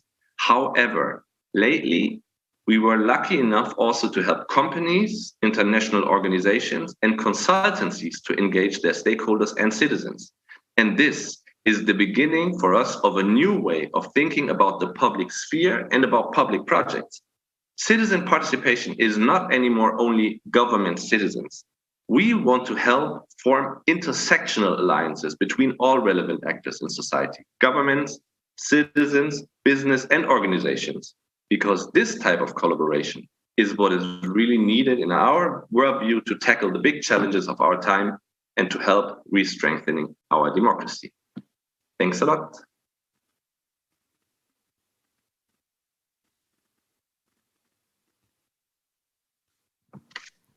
Thank you, Roland. Well, we will open one question to the public, so if any of you want to ask a question to Roland. Thanks a lot. I would like to know what's your strategy selling to the public sector in the following years, because I've seen that you have a lot of private companies, but what's your strategy on public sector? Well, the public sector is our usual go-to client, and as every startup probably in here will double down on, it's a slow process of selling it. So to be honest, when we're talking about the next years, the next 3 years, it will all be public sector actors that we already talked to. It's not very likely that there will be new ones, because these kind of relationships are formed on the long run. On the upside, there's not a heavy churn rate, so whoever comes to us probably sticks with us. But the tactic really is to talk to the ones we're talking and focus more on the private sector, because here we have some more market share to gain. Roland, thank you so much for your pitch. I actually want to build on Rocio's question. So how you say you match the right people with the right companies or public institutions. How do you validate the groups that you bring together? Because if I put on my Facebook that I live in Amsterdam and think, have certain opinions, but I'm actually living in Madrid and have completely different opinions, what's the validation process from the back end? For us, the most important is easy access. We never had, like in the digital participation, you usually don't have the problem that people who don't live in the city or have no stakes in the city still participate, because it's not an online voting as the very interesting startup that we just heard, but it's participation. So it's more important to have an easy access and to put the validation, if the person really, really lives there, a little aside. To my knowing, there's no digital participation project that has been captured by someone who has no stakes in the topic. At the same time, if you put on Facebook that you live in Amsterdam, maybe because you lived in Amsterdam for a while, but now you live in Madrid, but maybe you visit Amsterdam every once in a while, you still should have a say when it comes to participation. So actually, it's great to get you and not only the ones currently living there. Roland, this is Juanjo Güemes, the chairman of the Entrepreneurship and Innovation Center. First of all, congratulations for the tool you have developed. We will talk, maybe we will use it in the future. But I would like to learn a little bit more about your business model, how scalable it is, what are your revenue streams, and also, I mean, how much money are you raising, and what are you going to do with the money? Yeah, so our business model is twofold. So there's the subscription for the platform, which is a typical SaaS model, and the concrete pricing relates to the size of the citizens that can be involved. So usually, typically, city size, for example, is a factor. So we calculate the number of users. But also, as I mentioned, there are consultancy services. So this is our time that we're very protective of, by the way. So it usually is a mix between the SaaS subscription and our additional service in time. When it comes to scalability, this is especially when it comes to the SaaS. So obviously, time of persons, as in any consultancy, is not the most scalable thing. But we put the price relatively high in order to be able to scale to a higher level if the demand grows higher on that. And the second part of the question was the investment, right? So we are currently funded by family business and business angels. I can't disclose the concrete number, but it's in the low 7 figures. And we used that money a lot to improve the platform, and actually there will be a next round, and in the next round, the money that we want to raise will further develop into AI applications into the platform to become more inclusive, including NLP in the platform, and these sorts of technical measures that take some time in developing resources. Thank you. Sorry. Any questions from the public really fast, because we're running out of time?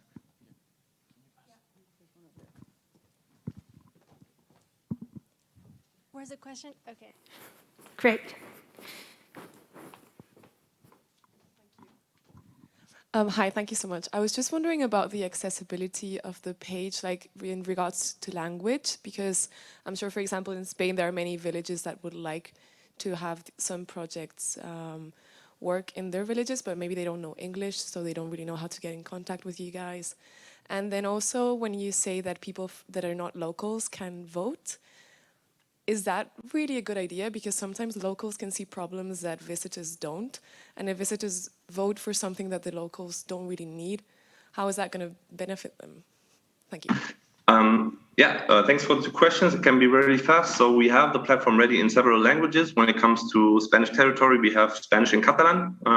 We actually did 2 or 3 projects in Spain already. So this is fast. The second one is maybe I was not too clear on the first question. So what we offer is participation and not voting. So there's no voting on our platform, but to get the collective intelligence of the people that are affected by whatever the project is doing. So in the end, the decision-making process is still in the hands of the project managers, and therefore we don't see it as a problem if locals, as well as people who might be affected by this in another way, give their opinion on the matter. Thank you so much for your presentation, Roland. Now we're going to move on. Please, let's give them a warm applause. Okay. In the mid-1700s, during the height of the Jacobite rebellion in Great Britain, fake news that were printed went as far as to report that King George II was ill in order to destabilize the establishment. Such fake news made it difficult to distinguish fact from fiction. The problem that centuries later, we're still facing the same issue.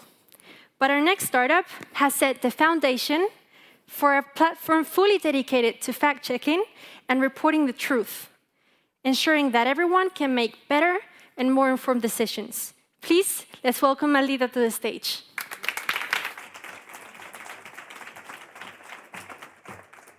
I'll take this down. Hi.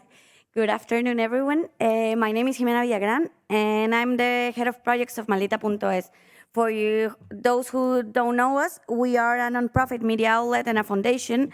We are based in Spain, and we fight disinformation through transparency, fact-checking, and data journalism techniques.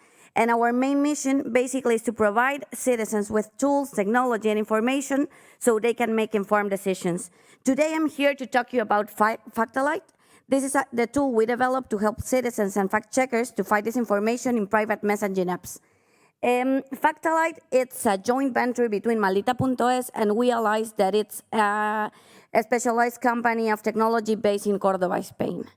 I don't know how many of you have get this in any time, even today.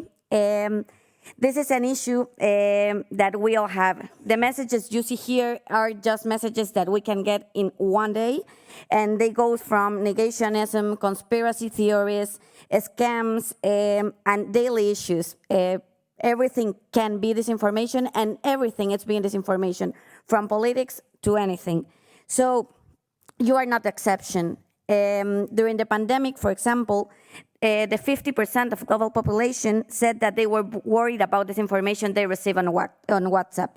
And in Latin America, a study identified that 33% of the COVID disinformation we got was being circulating in WhatsApp and other private messaging apps.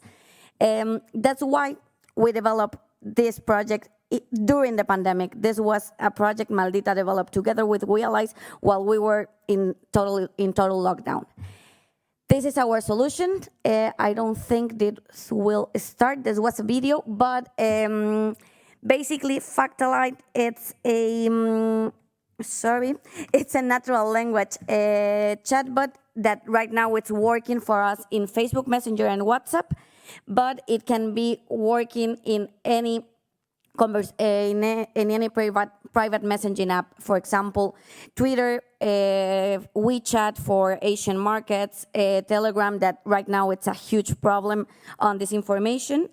And this is basically how it works. If you see, it's a WhatsApp API that by the way, we are now an authorized business provider for the API for WhatsApp.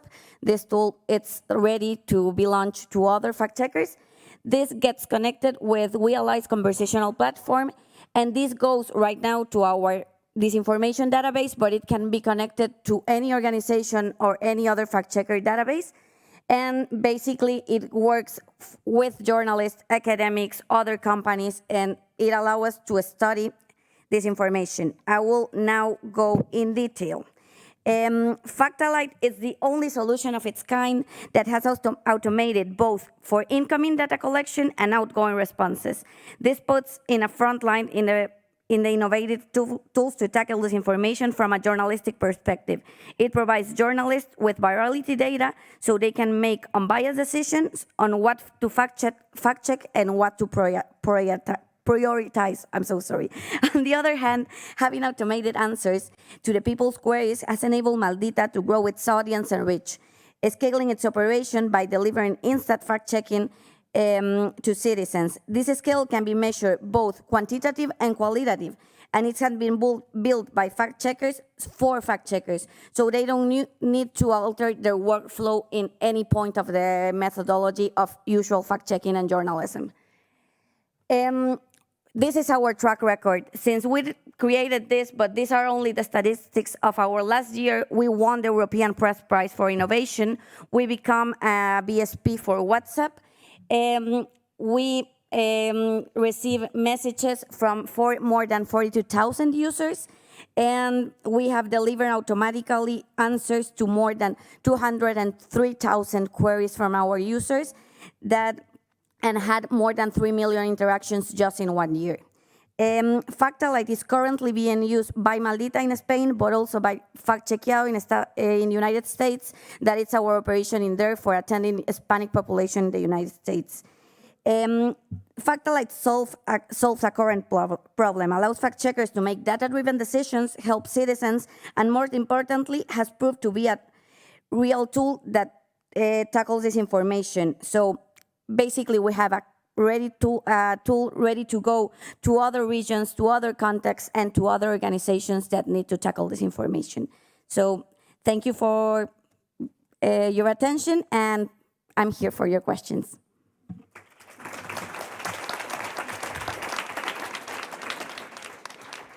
Thank you so much. Quick question. I wonder, how are you going to reach out to those people that usually don't access fact-checking? Because here, I mean, the reality is that the people who consume fact-checking are not the most prone to believe misinformation or disinformation. So how are you going to access those people? The thing with this tool is that you use it like it's Google. Maybe you don't believe in fact-checking, but if you get answers to your questions, your questions cannot be only about hoaxes. They can be about if you should eat something or not, or, I don't know, the weather today. And this chatbot allows us to put all that content in there. So it's a thing that they are not reporting us the hoaxes because they believe in our work.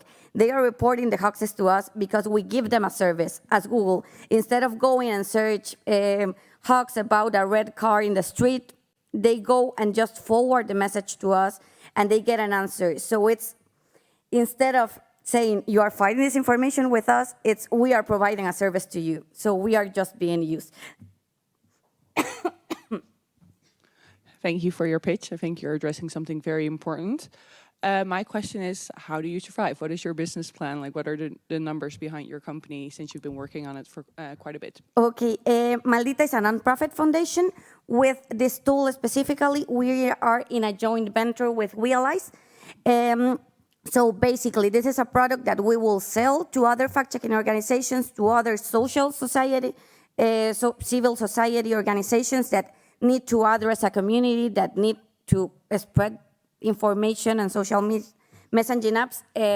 So we have like this mixed business model that comes from grants, from private funding, And also because we sell this service to other fact-checking organizations and to other NGOs that need, and we can also sell this service basically to private companies because this chatbot can be adaptable to any problem. Basically, if you need to pay attention to a community, to a user, this can be adapted. The magic thing about our service is that we can make automated match between images, videos, voice notes, or text. So if you have people that send you multimedia content, our product is your solution. It's not only for this information, so we can sell the product for other uses and at the same time finance our fight against disinformation. Congratulations, it's an amazing tool. Thank you. I'm gonna try. I'm gonna try. So let me make sure that I understand your business model, because you already have hundreds of thousands of users using the tool and they're not paying anything, right? They are not paying anything for the service, yeah. And why should, for example, Microsoft pay for it if they can get it for free? Is it a sponsorship model? Is it a different service, the one you are going to deliver to companies and civil organizations, or? Yeah, for example, we have a support from WhatsApp right now because we are a provider of verified information inside their platform. So we got like this grant for the service we provide for their users. But other fact-checking organizations that want to do this, they can also apply for this grant into WhatsApp services. But the thing is that we are not targeting the big companies, for example, Inditex, that they already have chatbots. We are not targeting these companies. We are targeting companies that doesn't have a lot of money to pay for chatbots, but they need one to basically put attention to their clients. So that's why we can sell this to fact-checking organizations, to NGOs, for example, attending migrants. There is a lot of migrant tip line. We can adapt this chatbot for that. So they will pay to us for the technology we develop. I don't know if I answered your question. More than less. So I understand that other fact checkers are going to use your tool that you provide for free, but paying for it. This is no, they will have the technology for their own communities, and they will have their own database. This is not like a mixed database. We can get into that in another scalability of the project, like a common database between fact checkers, but they will basically have their own database for their own users, and they will pay for the service. And then other companies are going to pay for a slightly different product to use the boots for other purposes different than fact checking. Exactly. Right? Based on what you are learning in fact-checking. Totally. Okay. Okay, perfect. Thank you so much. Thanks to you. Thank you. Now, ladies and gentlemen,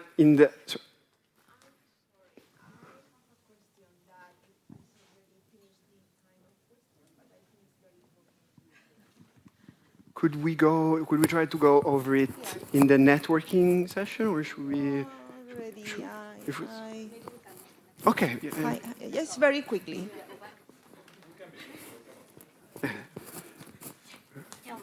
Yes. That your word seems like you are blemish or something. Okay, no matter that in Spanish. What's about whistleblower?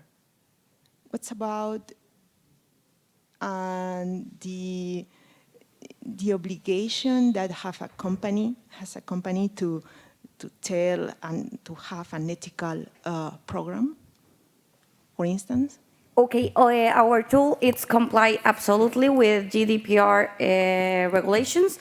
So, for example, we cannot take a look to your phone number.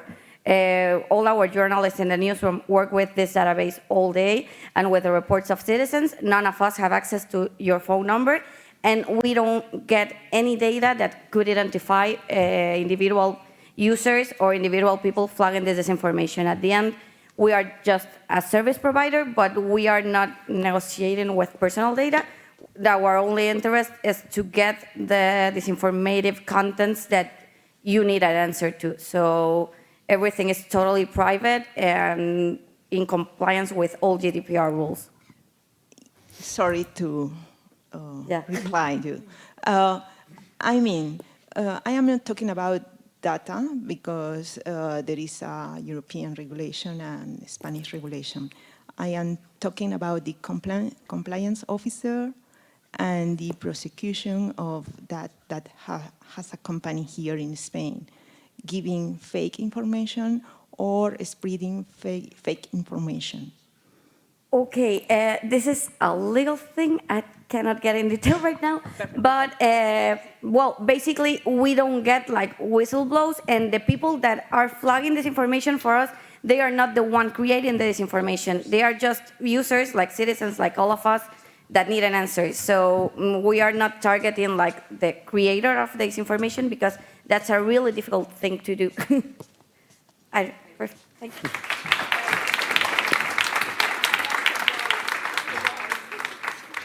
Okay, perfect. Thank you very much. So now, ladies and gentlemen, we'll have another panel. Yeah, panel first.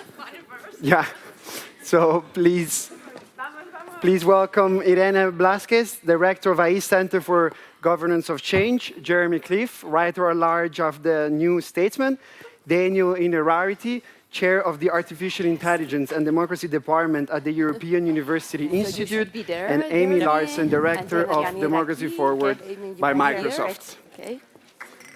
Applause. Great, thank you. Thank you. Let's go, let's go. Vamos, vamos, que nos dormimos aquí. Muchas gracias. So very many thanks for the introduction. Gabriel, it is my great pleasure and honor being here today in such a magnificent and great company. We fully appreciate, Amy, Daniel, Jeremy, your participation in the kick-off Venture Day of this, our initiative, Tech4Democracy, in partnership with the US Department of State and the strategic support of Microsoft. And thank you for your generous commitment that goes above and beyond this encounter. We are honored to have you, Jeremy and Daniel, in our research team. We are going to produce a super important report on Tech4Democracy and social good that is going to be unique, I think, in the field because it's going to design the perimeter of this field. And thank you, Amy, for your for pushing forward so purposefully this initiative. You are amazing at Microsoft, and we are extremely lucky. So thank you, thank you, thank you all.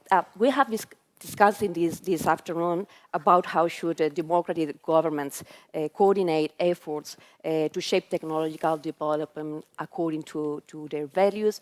And we are witnessing a fantastic competition among innovators that are developing democracy-affirming technologies. Congratulations to you all. So what I want to do in this part of the session is to tackle with you what is the role of big tech, of academia, and social media, and what are the role they are being called on to play in this democracy-affirming endeavor. So I will begin with a fair question for you. It's a very same question, but with different angles. So for you, Amy, what is the role of big tech in ensuring digital transformation benefits society as a whole? Daniel, I would like to know, what about academia? We are here at an academic institution. We are involved in this super big project. So what are your feelings? And what does your chair on artificial intelligence, amazing project at the European University Institute, study? And what are its objectives? And what are the results for the moment? And for you, Jeremy, do you think, how should democracies promote independent media and a healthy online discourse to strengthen democracy? So, I mean, it goes for media and for the citizen at the very same time. So the floor is all yours. We have 30 minutes. So I will say for this question, you have 3 minutes, 3 minutes, and 3 minutes. I am not strict at all, but I have there Carlos Lucaretena, Executive Director at the Center for the Governance of Change. So he is who is the director of the whole thing. So please, Amy. Sure. Thank you so much. Buenas tardes. I learned this yesterday when I was in an Uber at about 8:30 p.m. I tried to say buenas noches, No, still buenas tardes. So I know it's still tarde. So it's a pleasure to be with you all. Thank you so much for hosting us. It's really a great honor to be here with you all and to have this conversation. I want to first tell you a little bit about the Democracy Forward initiative. That's the team within Microsoft that I'm working on. And then I'll dive into answering your question with an example.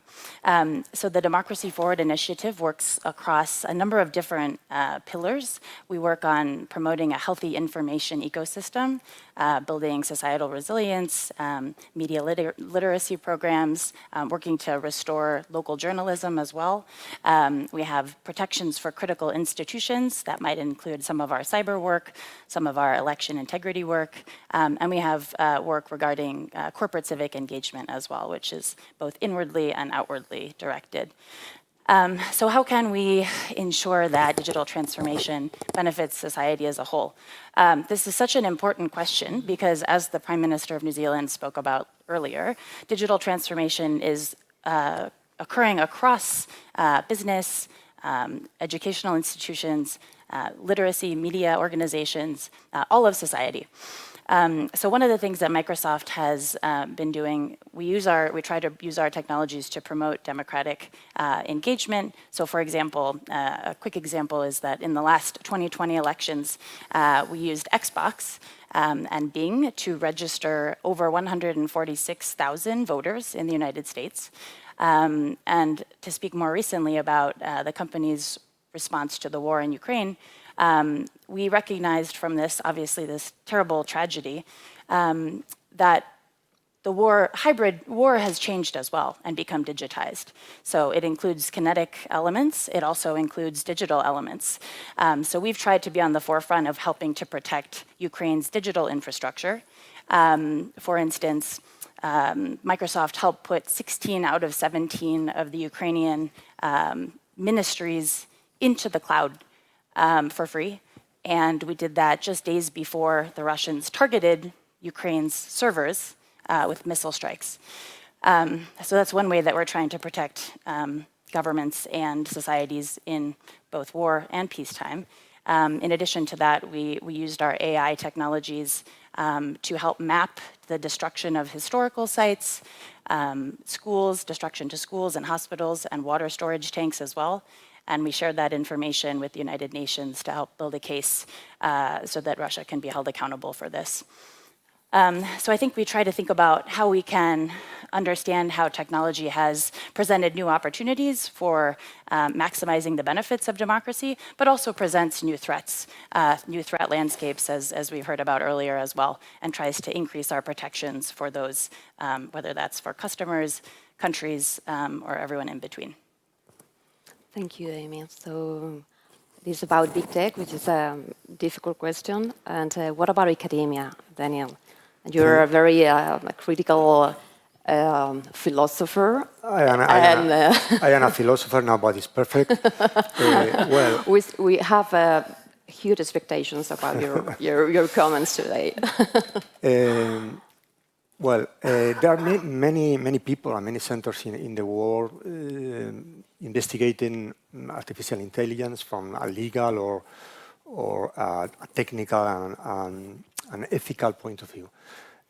But there are very few researching from the point of view of the politics or the democratic theory, how these AI-related technologies are modifying or how is the impact of these technologies in democracy itself. The problem, our chair tries to fill this gap or to contribute to this approach, specific democratic and political approach.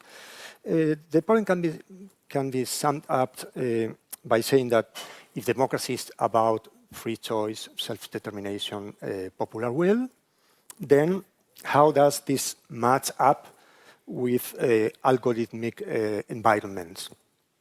Can we continue to maintain that we are the ones who decide in an increasingly automatic public sphere? Can we say this?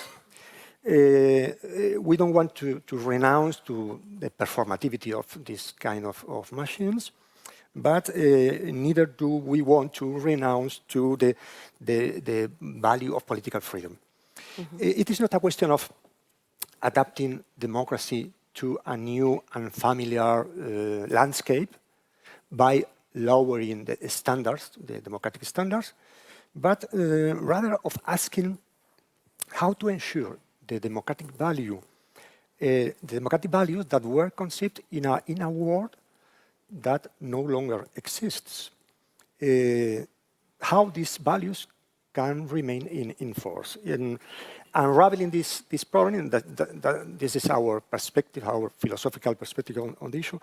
Unraveling this problem will require a major revision of our concepts, something I have been working on for many years, and which I have synthesized on my theory of complex democracy.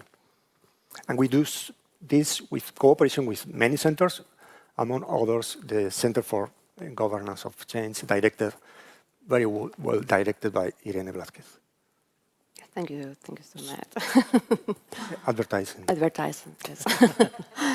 Yes. So, Jeremy, how do you see the role of media and this democracy affirming challenge? Well, first of all, thank you very much for inviting us. I think this is such a fantastic initiative, and it's really what the world needs now. On the media, I mean, I'd like to start by making a distinction. I think sometimes we think of democracy. If you type democracy into Google Images, you get pictures of people voting, almost always, elections, people putting a ballot in a box. And I think that misunderstands really what democracy is. That's the hardware of democracy. But so important to what democracy is the software, is the ecosystem of information, trust, and relationships that make that ballot meaningful and translate it into what we consider, in a kind of broad and holistic sense, democratic governance. So that software is information, it's trust in society, it's rule of law, it's the institutions that provide the checks and balances, the legal system, civic society, NGOs. And I think it's really important to stress that without those things, the ballot in the box doesn't mean very much. And I think that a lot of the erosion of democracy that we've seen over the last years, and we are in a democratic recession, that's the backdrop to this conversation, has had to do with that software. You know, a lot of countries that are in no sense meaningfully democratic, Russia, for example, hold elections, but they're meaningless elections. And I think this is where the media comes in, because the media's role, sometimes I think we journalists can be quite grand, and we imagine ourselves as sort of Moses figures coming down from the mountain with tablets of truth. And I think that's the wrong way to see it. I think our role is to be kind of connectors and participants in that ecosystem of democracy, in engaging with citizens, in providing information and providing those checks and balances. And that's the role we need to play. Now, what does that mean for what we can do to support democracy in these difficult times? I think the answer, as I say, is the opposite of this kind of top-down vision of the media. We have to be part of that bottom-up story. And we have to be part of that pluralistic ecosystem. And the three quick things that I think can help that along. The first, I think, is to make sure, as we as societies educate particularly our young people in how to consume information and how to deal with the media. I actually used this example at our event here at IE this morning, but it's one I particularly wanted to raise here. I was recently in Estonia, where they've built into the national curriculum a course that is as fundamental as maths or English or science about dealing with information and influence and trust. They encourage their young people to take a skeptical and disciplined approach to how they consume their information. I think that's so important, because that's when you build the habits that make good, strong, engaged citizens that can flourish as part of that media ecosystem. The second point, I think, is competition rules. These new technologies, which of course are changing the face of the media, drive exponential rates of agglomeration of power and influence. They can put too much influence and power within the hands of too few. And I think competition policy needs to be updated to reflect that. And last but not least, I think that we need to embrace a diversity of sorts of media. There is a role for big, enormous media organizations like the New York Times or whatever that have the resources to do the investigative work, to really dig into the realities of things. But there's also an important place for small media, for specialist media, for media that have particular niches and that have the benefits of that nimbleness to engage with their readers. We need media that are driven by a profit model, generating the resources needed to do the journalism they do. But I'd also like to see more not-for-profit journalism, citizen journalism, the digital commons. It's amazing what people can do when they get together online. And so that would be my kind of final point, that we need this sort of, let 1,000 flowers bloom in the media, because that's the way we can play as journalists, as researchers, as editors, the role that we need to in that ecosystem of trust, of checks and balances, of information that a healthy democracy needs. Thank you, Jeremy. It's very good, 3 takeaways. I should like now to ask you a broader question that concerns the world becoming more illiberal, and that has to do with what you mentioned, Daniel, a world that no longer exists, and your own words, this erosion of democracy, and it has to do as well the way we consume information. We had an example here before, and the way we produce intelligence. So my question, and I will begin now with you again, Jeremy, is why do you think democracy has been in relative decline in the past 2 decades, as opposed to rising illiberalism? And Daniel, connected with this, some people foresee artificial intelligence, that is your field, take over on democracy. And do you expect this to happen? We have different conversations here. It's not about technology, it's how we feed the algorithm, it's how to produce and educate these technologies. And for you, it would be, you already mentioned, but I would like, Amy, if you could develop further a little bit, as we have innovators here, if you could give more examples of this Microsoft Democracy Forward initiative, and how it's encouraging the development of tech democracy affirming. Should I start? Yes, yeah. Please. I'm going that way and now that way. Okay, sure. I think to understand the democratic recession, you have to look back at what the democratic boom times were. If we had a sort of democratic boom, it was in the 80s and 90s, where across the world you had a number of countries, for various different reasons, shifting to democratic models, including Spain itself, to take the earlier part of that time frame. Of course, then with the fall of the Berlin Wall and other developments, we saw a flood of new countries moving into the democratic camp. Now, since then, that's been put into some element of reverse. And I think that to understand that, you need to think about the big shifts that have taken place since the 1990s. We've seen the rise, the so-called rise of the rest. So new powers, most notably China, emerging thanks to globalization and taking a big role in international politics. And those, of course, include countries like China that don't have the same liberal democratic model that the countries that previously dominated the world, or certainly dominated the West, did. So I think that's part of the story. But another big part of it are the other changes that have happened over those decades. Globalization has brought many benefits, no doubt about it, but it has also been unsettling in all sorts of ways. It has created new divides within societies, economic divides, social divides. It has detached people from a sense of rootedness, a sense of place, a sense of tradition often. And that sort of shake-up, I think, has disrupted what I referred to in my previous answer, which is to say that software of democracy, those ties of trust, of information, of checks and balances, of the way people view themselves and the institutions of the countries they live in. And it's kind of broken some of those links in all sorts of different ways. And I think the answer to that is to recognize that we're at something of a turning point. You can look at the time since the sort of fall of the Berlin Wall as a discrete era in which a lot of those things have been shaken up. A whole variety of new technology has come on stream, and of course that's part of that shaking up process. And we were naive. There's a quote by Ronald Reagan from the sort of the late 80s when he said that the Goliath of totalitarianism will be defeated by the David of the microchip. There was a lot of extreme optimism about what technology and all of these changes would mean for democracy. And we have to get smart to the fact that these changes have damaged democracy. We need to take a kind of step back and ask, particularly with all sorts of new disruptive change coming on board, artificial intelligence, deep fakes, the role of big data, kind of what can we learn from the mistakes that we made over the last decades for this kind of next chapter ahead? Thank you, Jeremy. Daniela. Well, I am not very sure about what I think, and even less about the prophecies I can make, but this prophecy is not going to happen. You are bad at that. You are bad at foresight. Yeah, absolutely sure. It is not going to happen not only due to political or ethical reasons, but also due to epistemical reasons. Sorry if I take a philosophical position. Why? Because humans and machines know the world and make decisions in a very different way.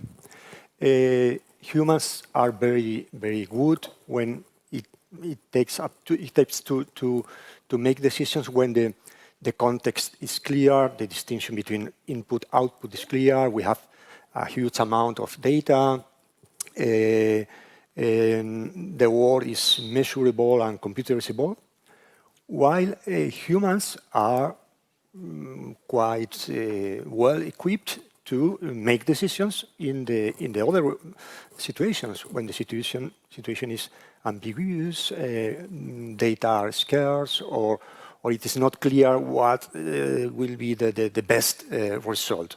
In these situations, we are better than machines in situations of ambiguity, and this is the reason why there is not going to be a overtaking on democracy by the artificial intelligence. We have very different intelligence up to the point that some say that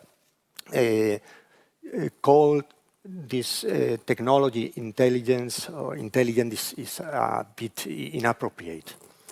Well, if it is true, as I believe it is, then the possibility that democracy might one day be overtaken by artificial intelligence is either as a fear or as a wish, absolutely unrealistic and exaggerated, which has also its counterpart. If a fear that democracy might disappear in the hands of artificial intelligence is exaggerated, then we should not expect exorbitant benefits from it either. Thank you. Only moderate benefits. Amy. Sure.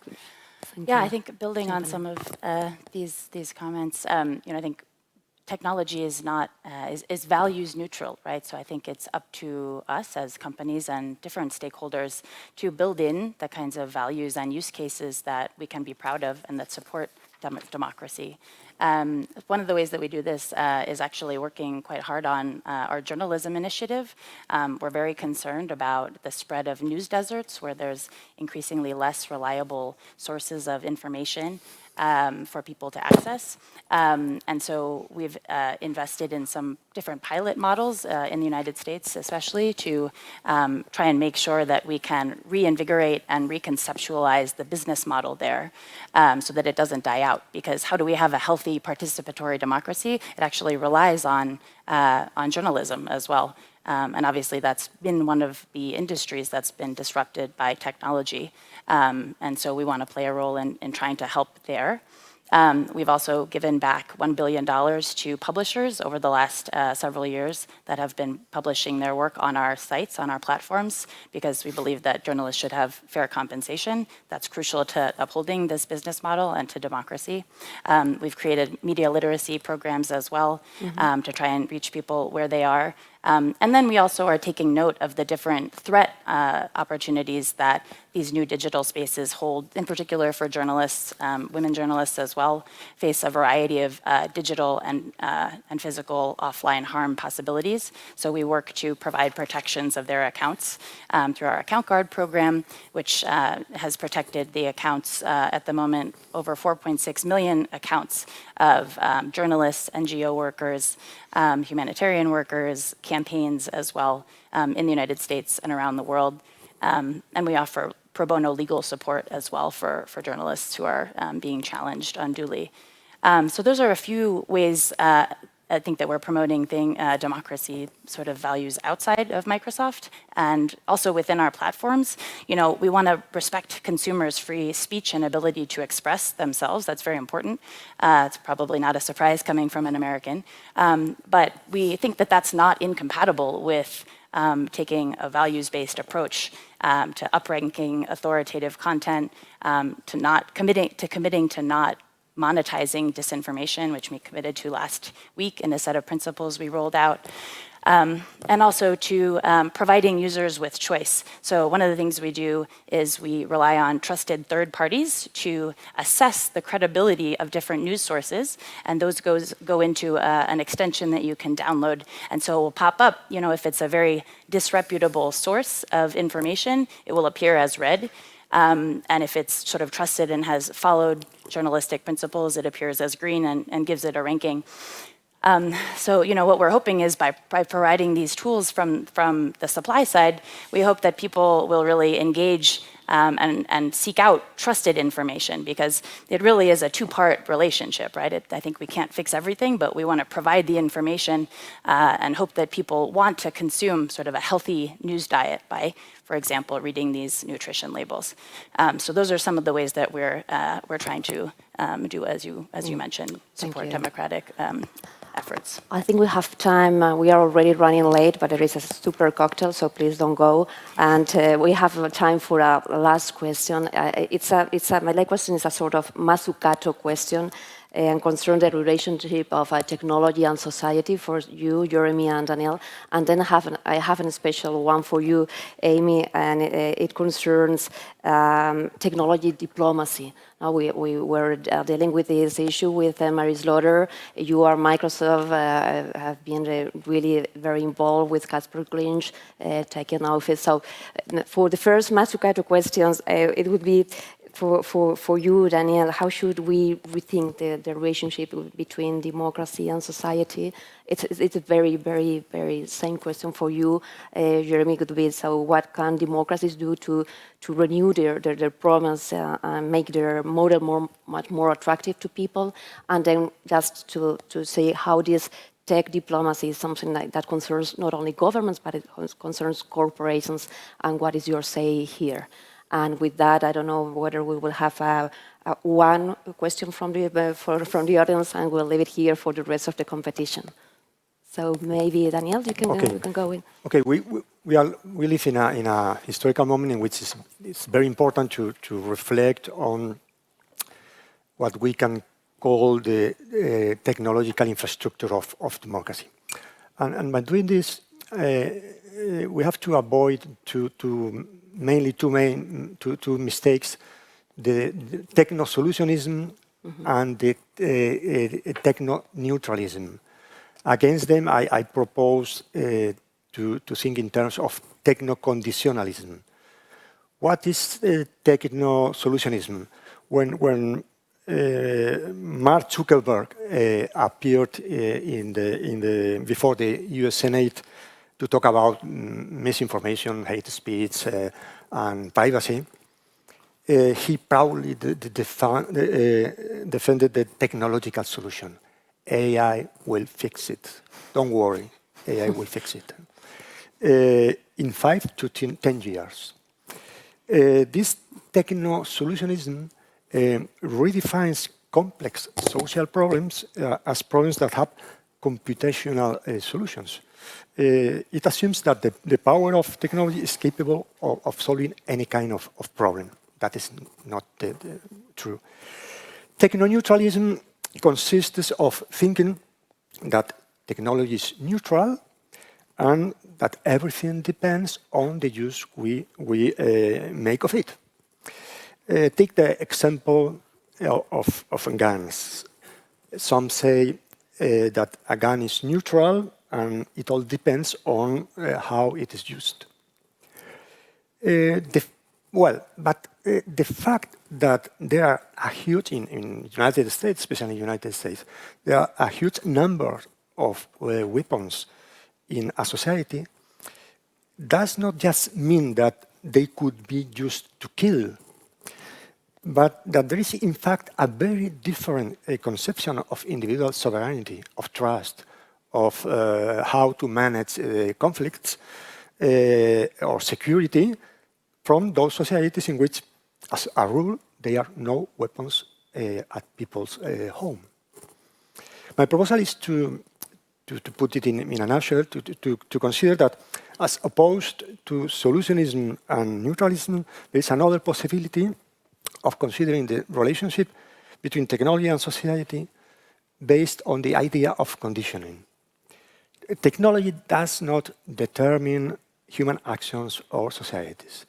It opens corridors that must be politically configured, but not everything is possible inside this technological framework. Instead of thinking of this conditioning as a determination, we will do better to understand it as an incitement to be critically examined, which allows choices to be made although within a given framework. Its technology prevents certain things and forces others, insights or discourages. But in the midst of all this, there are a lot of indeterminate and open options on which it is up to us to decide which political criteria and democratic procedures. Thank you, Adnan. Jeremy. Thank you. I'd like to pick up on a point that actually both Daniel and Amy have made, which is the values neutrality of technology. I think sometimes we anthropomorphize technology by thinking it's good or it's evil. It's not. It's human. It's shaped by the people who created it. It's not like some meteorite that came out of nowhere, landed on Earth. It's something that we as societies have created and we have shaped. And you see that in all sorts of places. I mean, there is the phenomenon of racist algorithms, for example. For example, algorithms used to calculate insurance premiums. And those algorithms learn from decisions made by human insurance executives. Now, those insurance executives, in many cases, have built-in racist assumptions. And so the algorithms, there have been proven examples of this, of algorithms learning racism from the humans from whom they learn. It's not that the algorithms are good or bad, it's just they're reflecting the humans who shape them. And I think that's the nature of technology. It's fundamental humanity. You know, throughout histories of philosophy and literature, the idea that humans have two sides is quite common. The idea that on the one hand, we are these sort of vicious animals out to further our own interests, fight off the others, you know, fear the other, fear the outside, distrust. You know, those are elements deep in the human soul. But on the other hand, there are the positive elements of human nature: the willingness to share, to trust, to cooperate, to work as a tribe, and to embrace things that come in from the outside. And whether or not technology reflects the better or the worse angels of our nature is up to us. And too often, I think we've allowed technology, perhaps because of this fatalism, this sense that technology is something we can't control, to reflect those worse angels of our nature. But it doesn't have to be the case. Very briefly, I'll leave you with an optimistic example that I often come back to, because, you know, we journalists in particular like to write about the crisis of democracy, of disinformation. It can be incredibly gloomy. But here's a thought. Raise your hands if you have the habit, if there's something you haven't heard of, or a place or a person, of putting that name into Wikipedia. Raise your hands if you do that. Right. Now, imagine Wikipedia didn't exist, and someone came along in our current day and age and told you there's this website that has more information than any encyclopedia ever written, that is widely trusted, and that is not derived from some top-down authority, but it is edited and written by well over 100,000 volunteers. In our day and age, you wouldn't think it existed. But I think it goes to show that technology, when it's shaped around the better angels of our human nature, can be very good indeed. Thank you, Jeremy, for this optimistic view. And Amy, just to close the panel, because there are not going to be questions for the good of the competitors that are waiting here. Amy, you want to close the panel? Much appreciated. Thank you.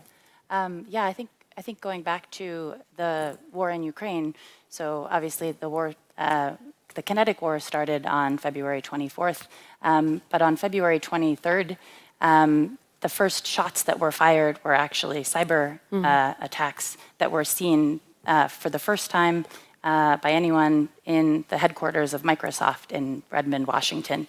So like it or not, I think we recognize and willingly step up to the fact that we are part of this dialogue. We are part of playing a role in, especially the cyber defense of our customers and partners around the world. That's a responsibility that we didn't ask for. I don't think anyone was hoping for. But given the opportunity and the insights that we have, I think we feel a very strong responsibility to show up in support of democracy, in support of our partners. We've done that in other ways as well. We've joined in 2 weeks ago to the European Code of Practice on Disinformation. We're looking forward to those self-imposed standards to help address disinformation on platforms. And we're really looking forward to continuing those partnerships with governments, with academia, with our nonprofit partners. And I think this is one of those examples where we're thrilled to be here, to be part of the dialogue, to really encourage those who are in this space, whether it's from a humanities perspective or from a technical perspective. I think it's useful when there's a bridging of perspectives and values across both of those. So I know Anne-Marie Slaughter earlier encouraged people in technology to think about the ethics, which is important. I would also encourage people in policy roles to think about the technological aspects of work that's going on and systems and platforms and companies that may benefit from the moral and or philosophical insights that we need to help guide this project as we go forward. That's a project for all of us from every sector. We at our university keep willing and able to keep our dialogue with you, which is fantastic, and with our authors for this report that we are going to produce. So thank you so much for being here today. And we have to leave. Thank you so much. Did you receive a...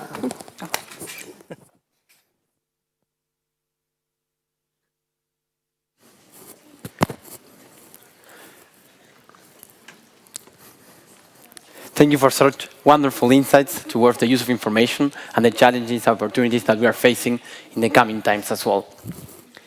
I would like to remind the audience as well, and also the jury, that we have a 4-minute allocation time period for the Q&A, and then any further questions, we can also address them during the cocktails, which are coming soon as well. I know that many of you are willing to have one or two glasses, for example. Next up, we continue with our startup competition to know who is the first winner, or who is the winner of the first ever Tech4Democracy Venture Day Madrid edition. The platform covers many of today's most relevant topics, from sustainable cities, citizen security and migration, to climate change, biodiversity, and way more. Using artificial intelligence, they transform people's opinion into insights. Insights that can be used to make better decisions faster. Please, ladies and gentlemen, help me give a warm applause to CityBits.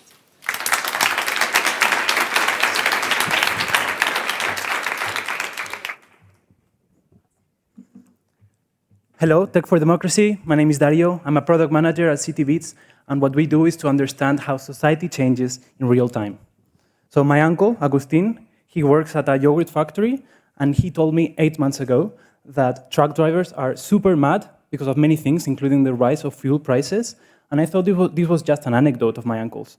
But then, 3 months after, we saw a strike that really affected the whole food supply chain in our country. And I was like, I knew this, I had an insight, and I didn't do anything about it. Has it happened to you that you already had signals from some sort of social change, and you thought it was just a story? The thing is that we believe in crowd intelligence, and we are helping at CityBits decision makers to prevent the next crisis.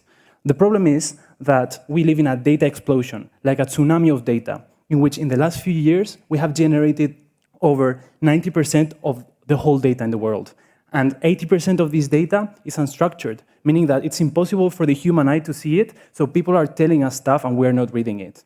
So that's where we come. We're collecting open source data from social media that you already know, and websites and blogs, and for those demographics that are not well represented, we're sending them surveys on their phones and paying them either in Bitcoin or their local currency. So we are identifying the needs of women in rural areas of Pakistan or communities in the Amazon.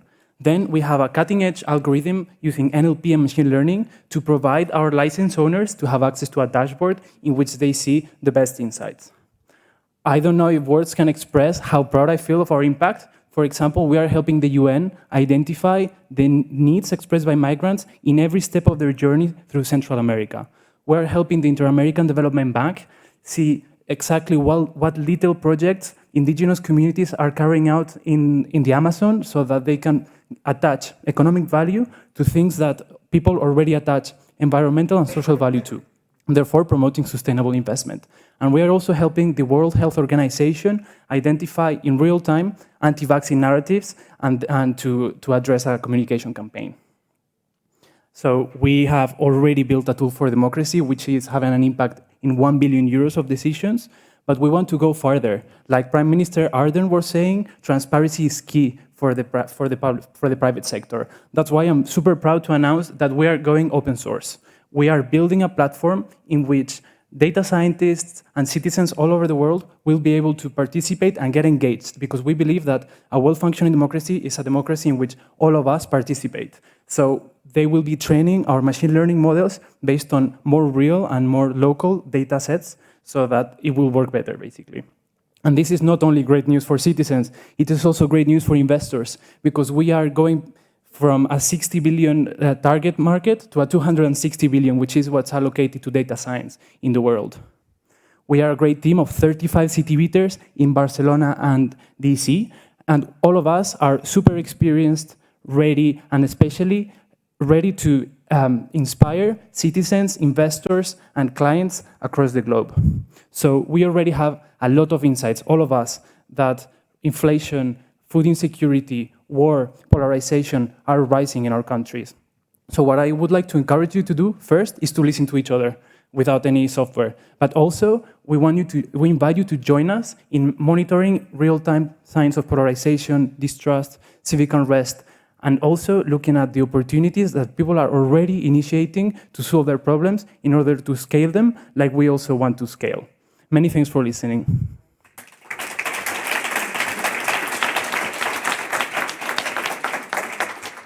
Thank you, Darío. You've mentioned a couple of international organizations that you're working with. Are these partnerships, or do you receive investment from them? Are they clients? And also, could you please mention a few of your public sector clients, if you have any, here in Spain? Thank you. Okay, thank you, Sofia. So some of them are investors, like BitLab and Entity Data, whereas others are clients. They were clients from our past business model, and then they liked so much our tool that they are also clients in our SaaS model. So were able to implement, and those of you who work with software in the public sector know how hard it is to implement software in public sector. So they liked it, and now they use it without our consultancy.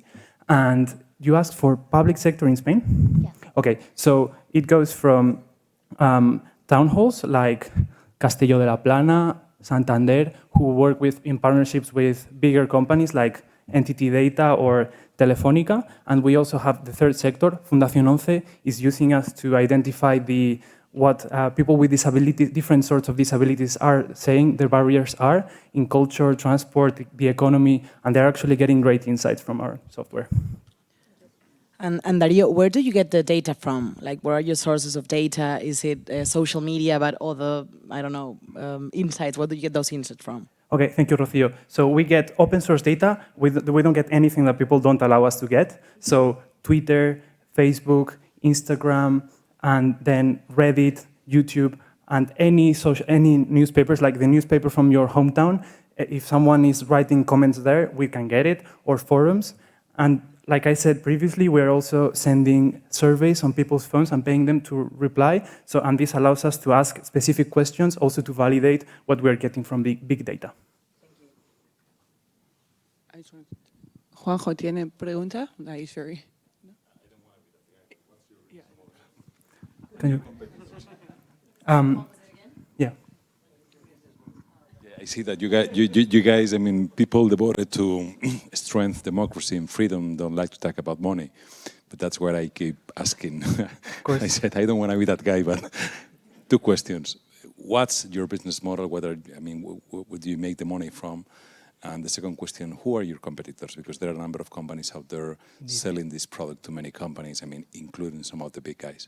Yeah, indeed. So we are on a SaaS business model selling licenses, yearly licenses with 5 seats per company or per institution. And we see that most times they pay even more to get more seats because many of their analysts are using it.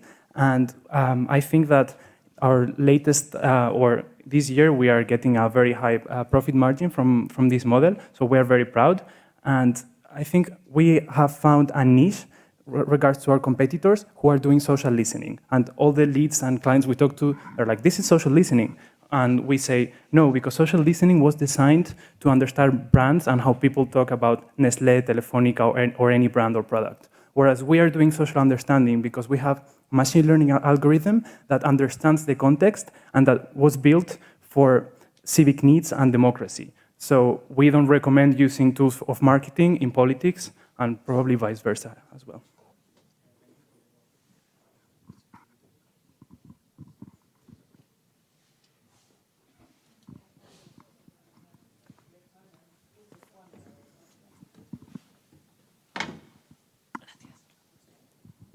Hello, thank you for the awesome presentation. I'm more wondering, every time that we bring up social media use, social media scraping, we all know that that can be used for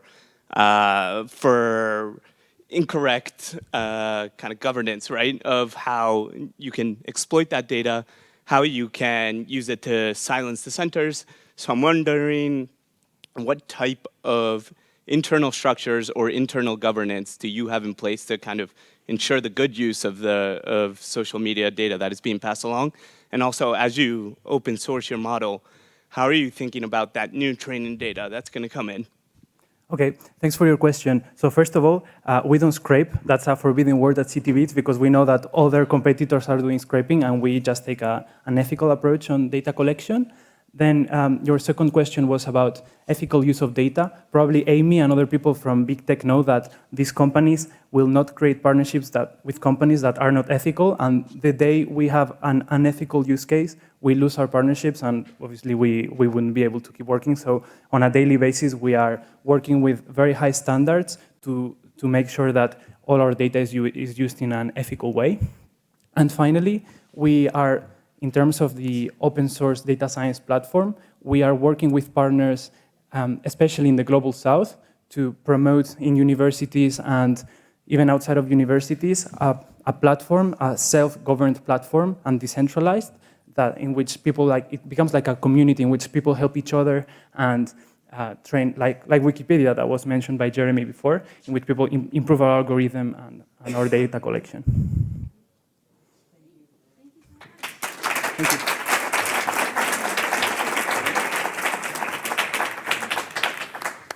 Throughout history, we've understood cities as centers for trade, culture, education, and economic opportunity.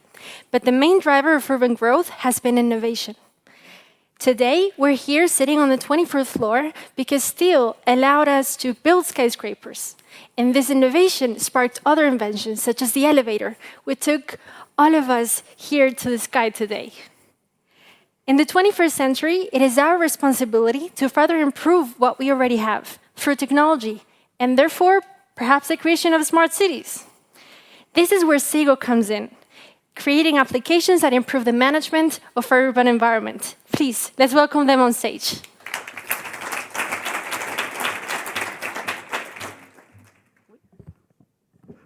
Hi, everyone. I'm Elsa Giacomo. I'm the project manager of Sigo. First of all, thank you for the opportunity and your time. Sigo, just a minute, I forgot about that. Here, okay. Sigo was found 8 years ago with the aim to improve the management of public services and the communication between citizens and the city council. And like this, making municipal services more efficient, collaborative, and more transparent. What we want is to establish a two-way communication channel between citizens and the city council, and like this, bring the administration closer to citizens through technology, contributing to defend democracy, improve the transparency, and a better communication between them. Also, we defend the use of open data, where anyone is free to use, reuse, and redistribute it. So what we offer is an app so that citizens can communicate with the city council find out about all the services and procedures, make requests, and have access to all the city's information just a few clicks away. What we want is to make as easy as possible for citizens so that they can have access to know about what is happening in their cities, as through interactive maps or real-time information. So with citizens being able to communicate digitally with city councils, we avoid unnecessary trips and calls. And also, they can use this app to receive guide assistance for requests, procedures that must be carried out from electronic offices or other systems. Also, they can access to other requests they have made and also their status and receive notifications about it. It's a very simple process that they can do in a few simple clicks. This is not only useful for citizens who can use this app, but also works for public employees to centralize our communication with citizens from a telephone or to a face-to-face. And like this, they don't have to repeat twice their needs to different agents as many times. Also, this assistant is implemented with access to a complete back office from where the employees can manage and automate all interaction with citizens. For example, requests can be assigned automatically or predefined responses can be programmed so that the service becomes as faster as possible. As I said before, the main objective of this app is to bring municipal services closer to citizens through technology, achieving a more efficient services and simplifying all the process. And of course, being faster and eliminating unnecessary tasks, saving time and money. We put a lot of emphasis on offering solutions that adapt to the needs of our customers, in being one more piece that integrates with the rest of Council solutions. Take advantage of existing APIs or even develop new integrations. Also, we accompany the administration through all the transformation process. So, in conclusion, what we want is to increase our impact on the quality of life of citizens, offer open data to improve collective decision-making, defend democracy, improve the transparency, and end a better communication between citizens and the City Council. We invited you to discover some apps that we have published. For example, one in Alcalá de Henares and other in Vinaroz here in Spain, so that you can discover the potential of these two. Thank you very much.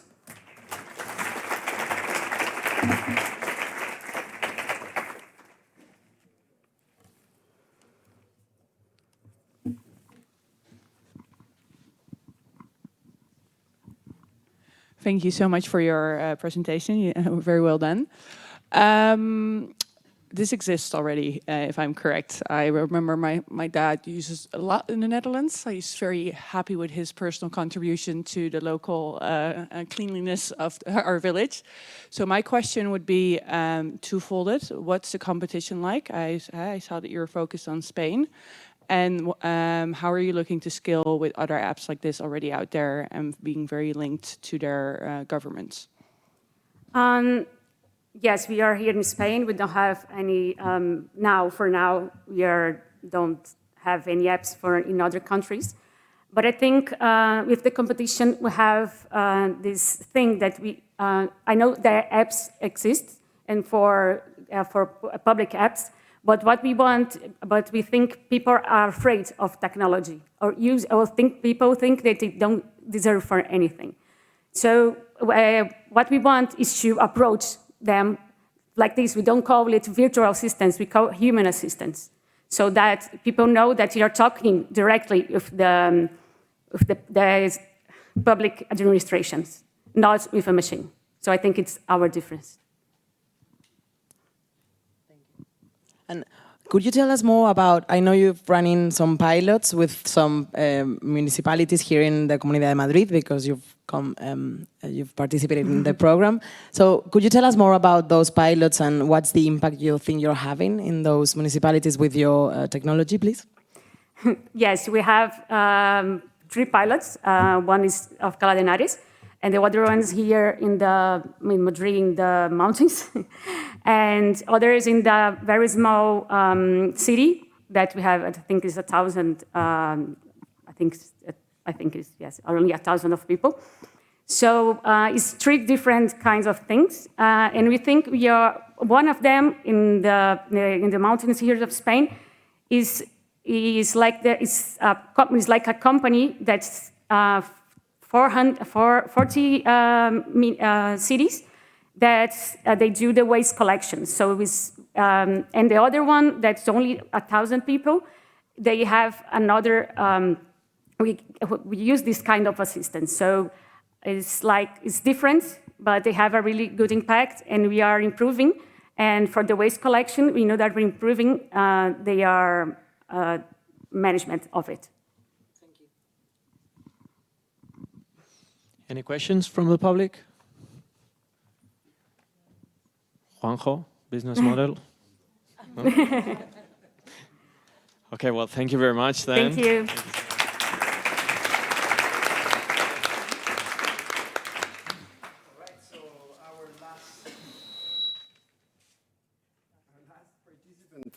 So fundraising of political campaigns has historically been a challenge for communities and organizations around the world. For far too many times, we heard about flawed electoral processes, where the threat to democracy is even bigger than words can describe it.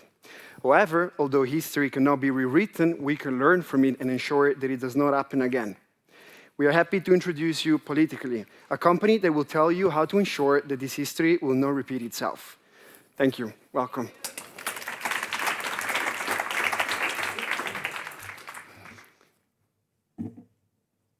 Hi, my name is Elisa Serafini. I'm the CEO and founder of Politically. Politically is the first digital global platform for transparent political fundraising. We know that it's a real big challenge to raise funds in democracies, but we also know that business is important in this way. Political candidates and entities need money to raise funds and to join their democracy electoral competitions. There are many challenges for political candidates. For instance, banking operations take time. It's very hard to raise funds also in the time of COVID.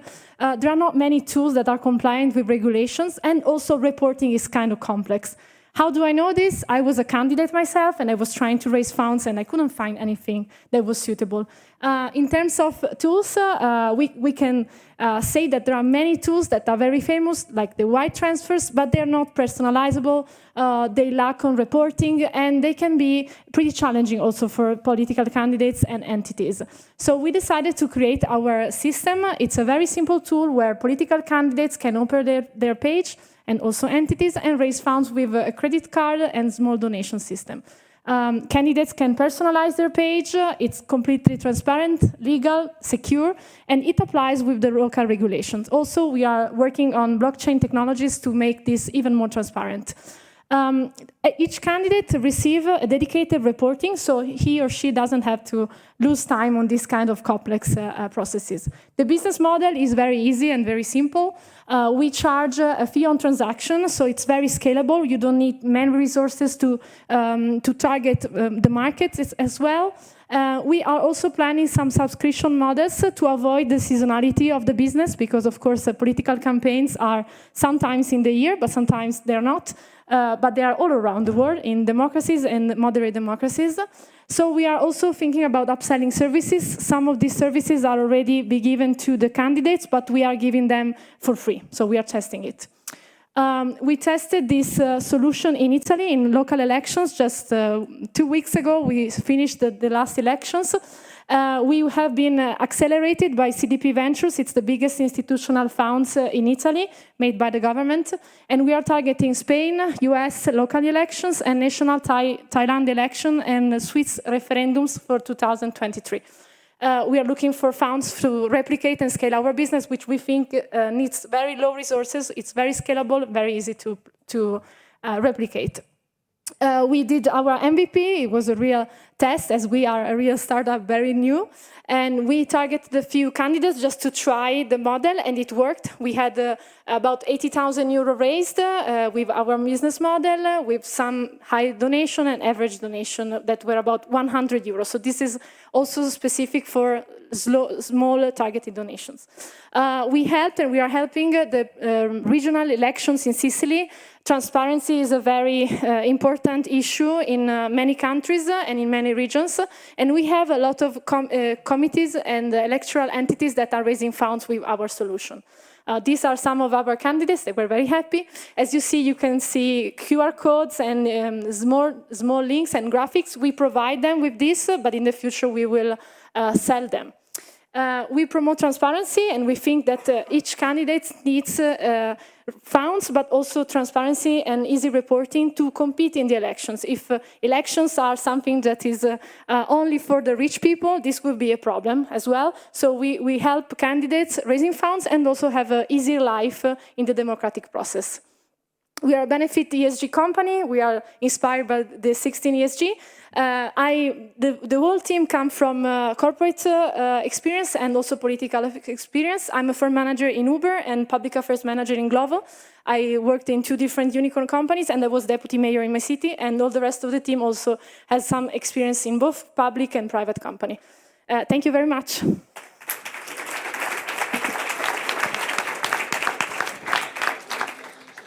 I have a question regarding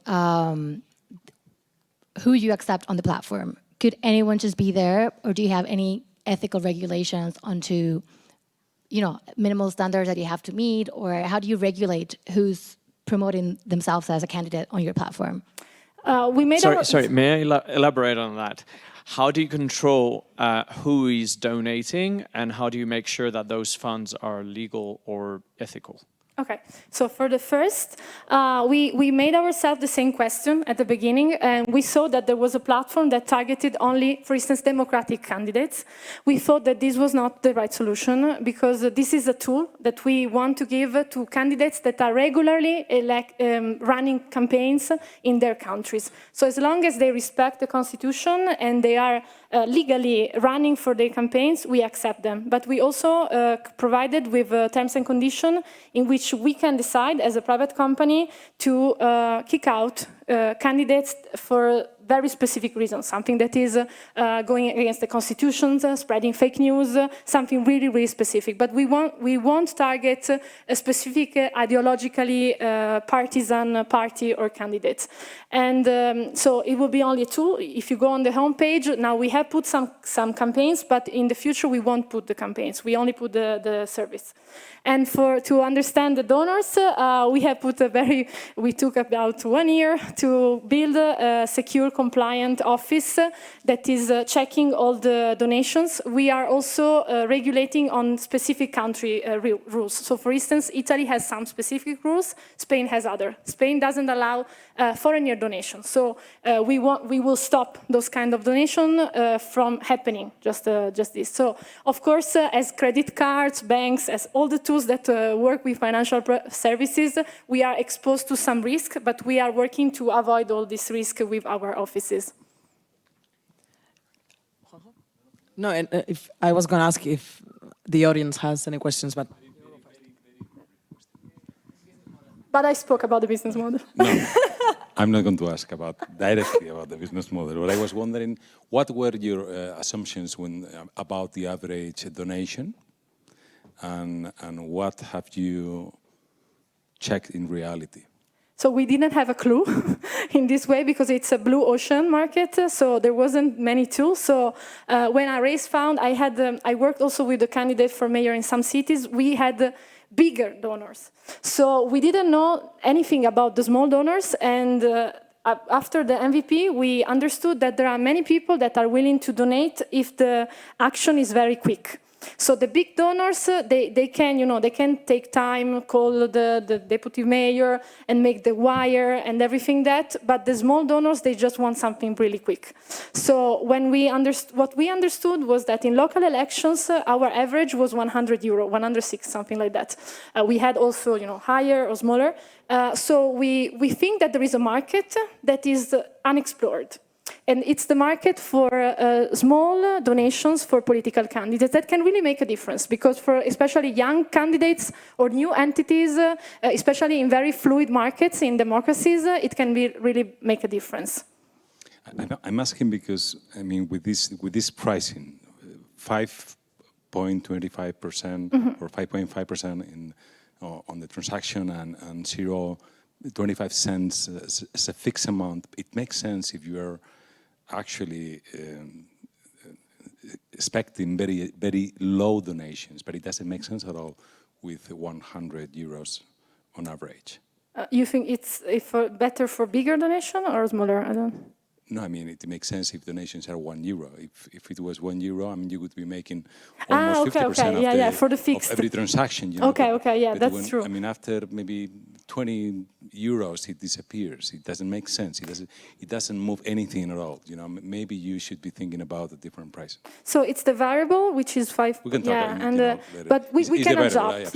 We can adapt the pricing. It was just a try, but we have very low costs. As it's very replicable, very scalable. You need to translate, you need to adapt regulations, but I come from the platform economy, so I was taught that you can replicate the market if the costs are very little. But yeah, pricing could be changed. Thanks for the challenge. So we have one last question from the audience. Hi, how are you? So in Spanish political culture, independent candidates aren't really that much of a thing, or at least they... Can you raise the voice? Sorry. Independent candidates weren't really that much of a thing up until recently. The party matters a lot, and they tend to like to centralize everything, especially when it comes to money.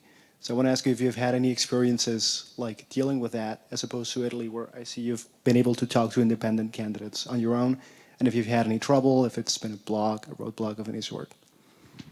Great question. So some of our candidates in the MVP were actually from a Democratic Party or, institutionalized party. From those countries in which the parties are very institutionalized, Spain is one of these, but not really because there are also new parties in a way. In that way, we will be targeting the party itself to try to cascade the service to other local candidates. And also, this will work also for the upselling services and the year-round services to the party. In some countries, elected people in the parliament they are supposed to give money to their own party to finance the activities, and it's really hard for the parties to assess this and to do this. So they ask to the member of the parliament, please give me €2,000 each month. Some will do, some will not. And we will try to help also in this technological tool to provide these parties with an easier solution. Thank you. Bye.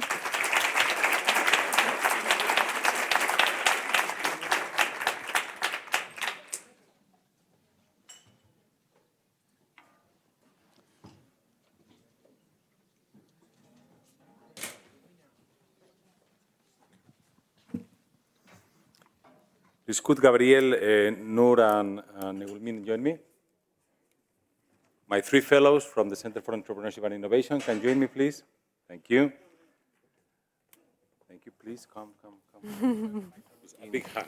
They have done an amazing job in...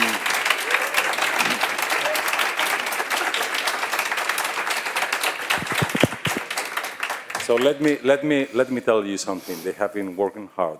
Without them, this competition, simply would have been impossible to manage it in a couple of months. They have done a great job in identifying actually a new space of startups, startups working in Tech4Democracy.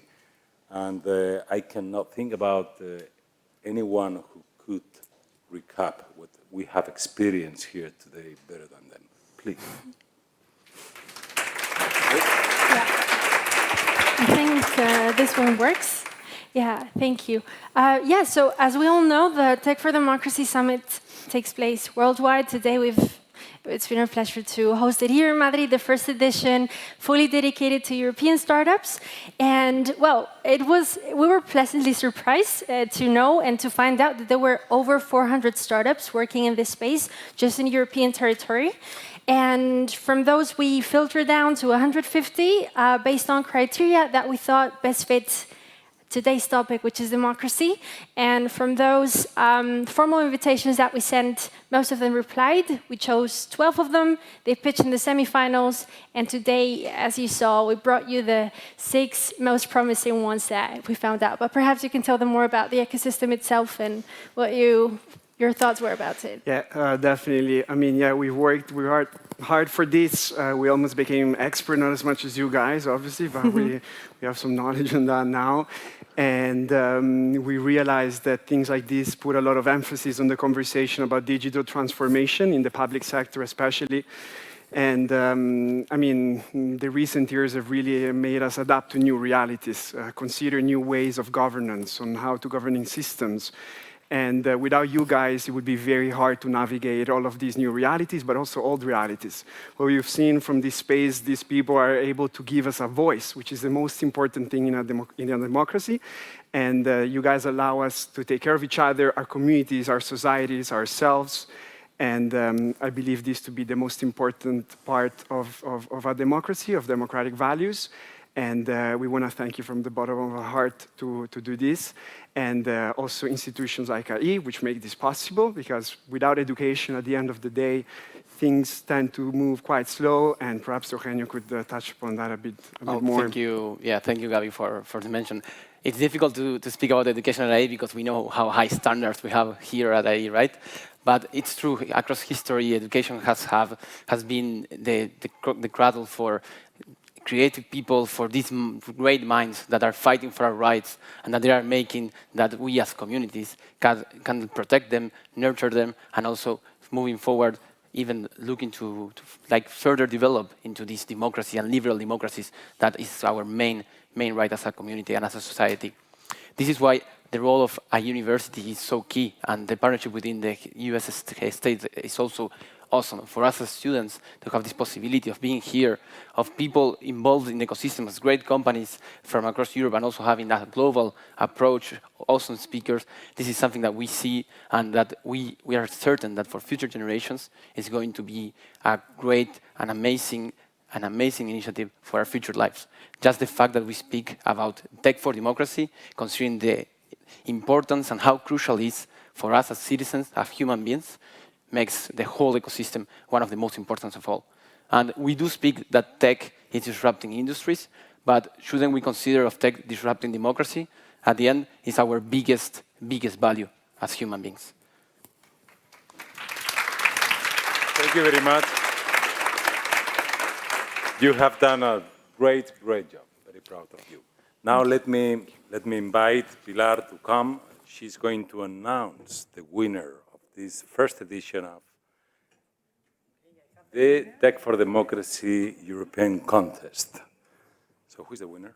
Who's going to tell us the winner? 1 second. You know it. So I have the winner, and I Please, have a please, prize, and I'm closing the event. So it's me and then the cocktail. And I have the microphone here. But I think before the cocktail, I really wanted to take the opportunity to say a few thank yous. I think the first one is a big thank you to IE University for hosting us and for betting on this initiative and make this initiative such a success. I also wanted to thank all the panelists, also the Microsoft team, Amy and Gabriel, for being part of this panel and for enriching us in the way you've done here today. And obviously, I wanted to thank everybody working in these startups for the passion and the interest, for coming to the call. Somebody mentioned 300, 400 startups across Europe. That's incredibly inspiring for all of us. So those were the thank you I wanted to share with all of you. I also wanted to say a few words on why we Microsoft are here and are supporting this initiative, and this initiative is so critical for us. I am the Vice President for Sales, Marketing, Operations in Microsoft in Western Europe. And this initiative, supporting Tech4Democracy or supporting democracy forward, is on our mission as a company. Our mission as a company is empower people and organizations on the planet to achieve more. And democracy is such a huge part of that. And this is why we became sponsors from the very beginning, and this is why we continue looking for the talent, looking for the innovation, looking for the ideas, and putting a lot of investment in terms of data, in terms of infrastructure, in terms of cybersecurity, and also gatherings and initiatives like this one. And going onto the who is the winner, I also wanted to say we heard a lot today about the challenges of technology, the challenges and the opportunities. And I am an optimistic, and in Microsoft we are a lot about digital optimism. So I wanted to share a few reasons for being optimistic. Prime Minister Ardern, she said something that is still resonating with me. She said, technology is a source of hope for future generations, and it's also such an integral part of our social fabric. I couldn't think of a better reason to be optimistic on how we can use technology for good and how we can use technology for the right things. But I would say more importantly, it's just hearing the talent here today, hearing the people leading these startups, hearing about the IE University talking about diversity and inclusion, and it was great to see that out of the 6 startups that were here today, 3 of them were represented by women, by founders, by CEOs, represented by female talent. So, I couldn't think of, again, technology and talent, I couldn't think of better reasons to be optimistic. And now going into the pricing and into the who is the winner of today, let me share first that every startup that was here on a stage today, they will all be given an accelerated membership of the Microsoft for the Startups Founders Hub, which is a program we have for companies like the ones we saw here today, where we offer cloud credits, where we offer free productivity software and technical and business mentoring. And not only that, the winner today will be part of the next Venture Day, where we will choose the global winner, and the three top startups in that venture will also have access to a monetary prize. So having said all that, let me...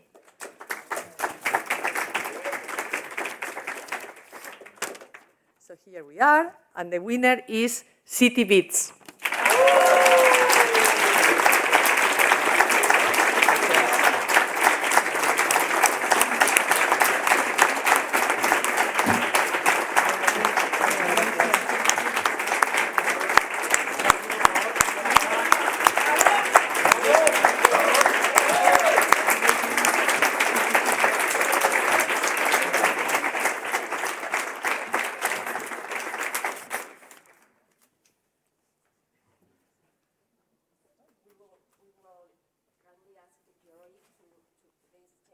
With all the finalists, please. So if you can just... Pilar.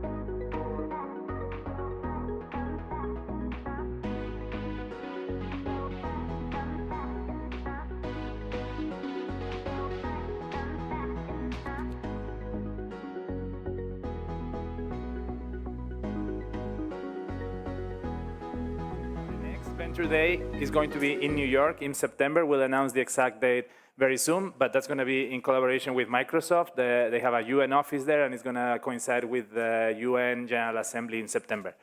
I just want to say thank you to everyone that who has been involved in putting together this event. Thank you all for coming. And now I think we've earned the right to enjoy a cocktail, get to know each other. It's going to be upstairs. So enjoy. Have a good evening, everyone. Thank you.